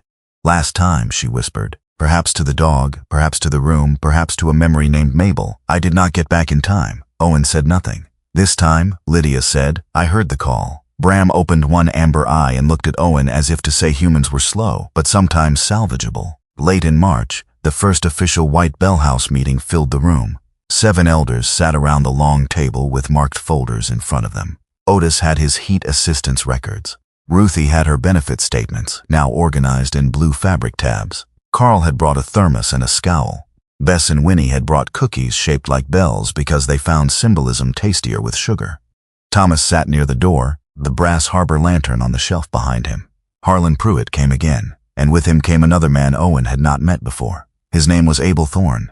He was 83, a former dock worker, tall once but bent now, with dark weathered skin, a white beard trimmed close to his jaw, and hands so large they made the envelope he carried look like a child's toy. He wore a brown wool cap, a heavy coat with one missing button, and boots polished carefully despite their age.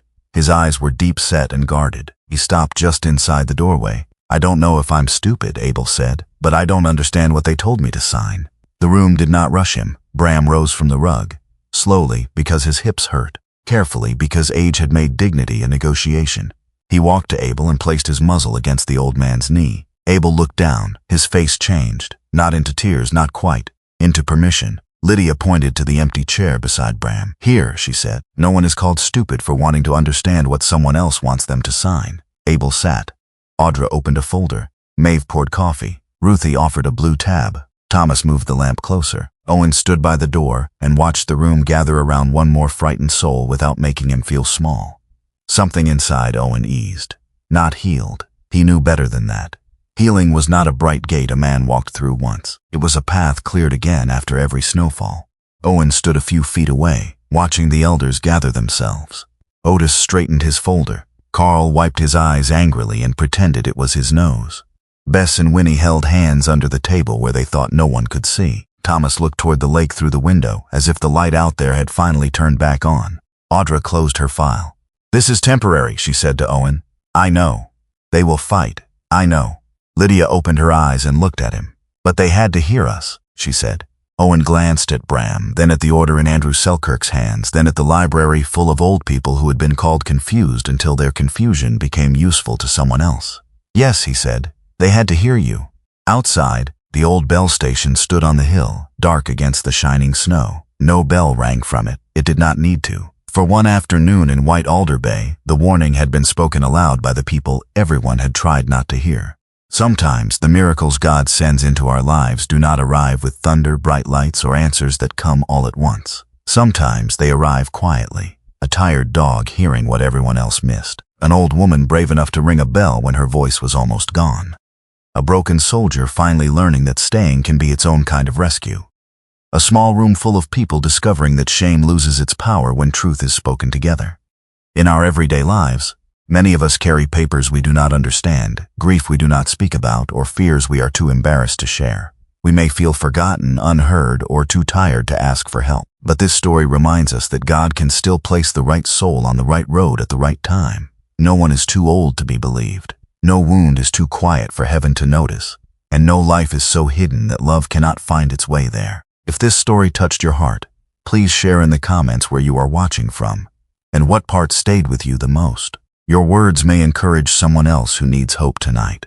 If you believe in stories of loyalty, healing, faith, and second chances, please like this video, share it with someone who needs a little light, and subscribe to The Last Seal Shepherd so we can continue bringing you more heartfelt journeys. May God bless you and your family. May He protect your home, comfort your heart, and remind you that you are never forgotten.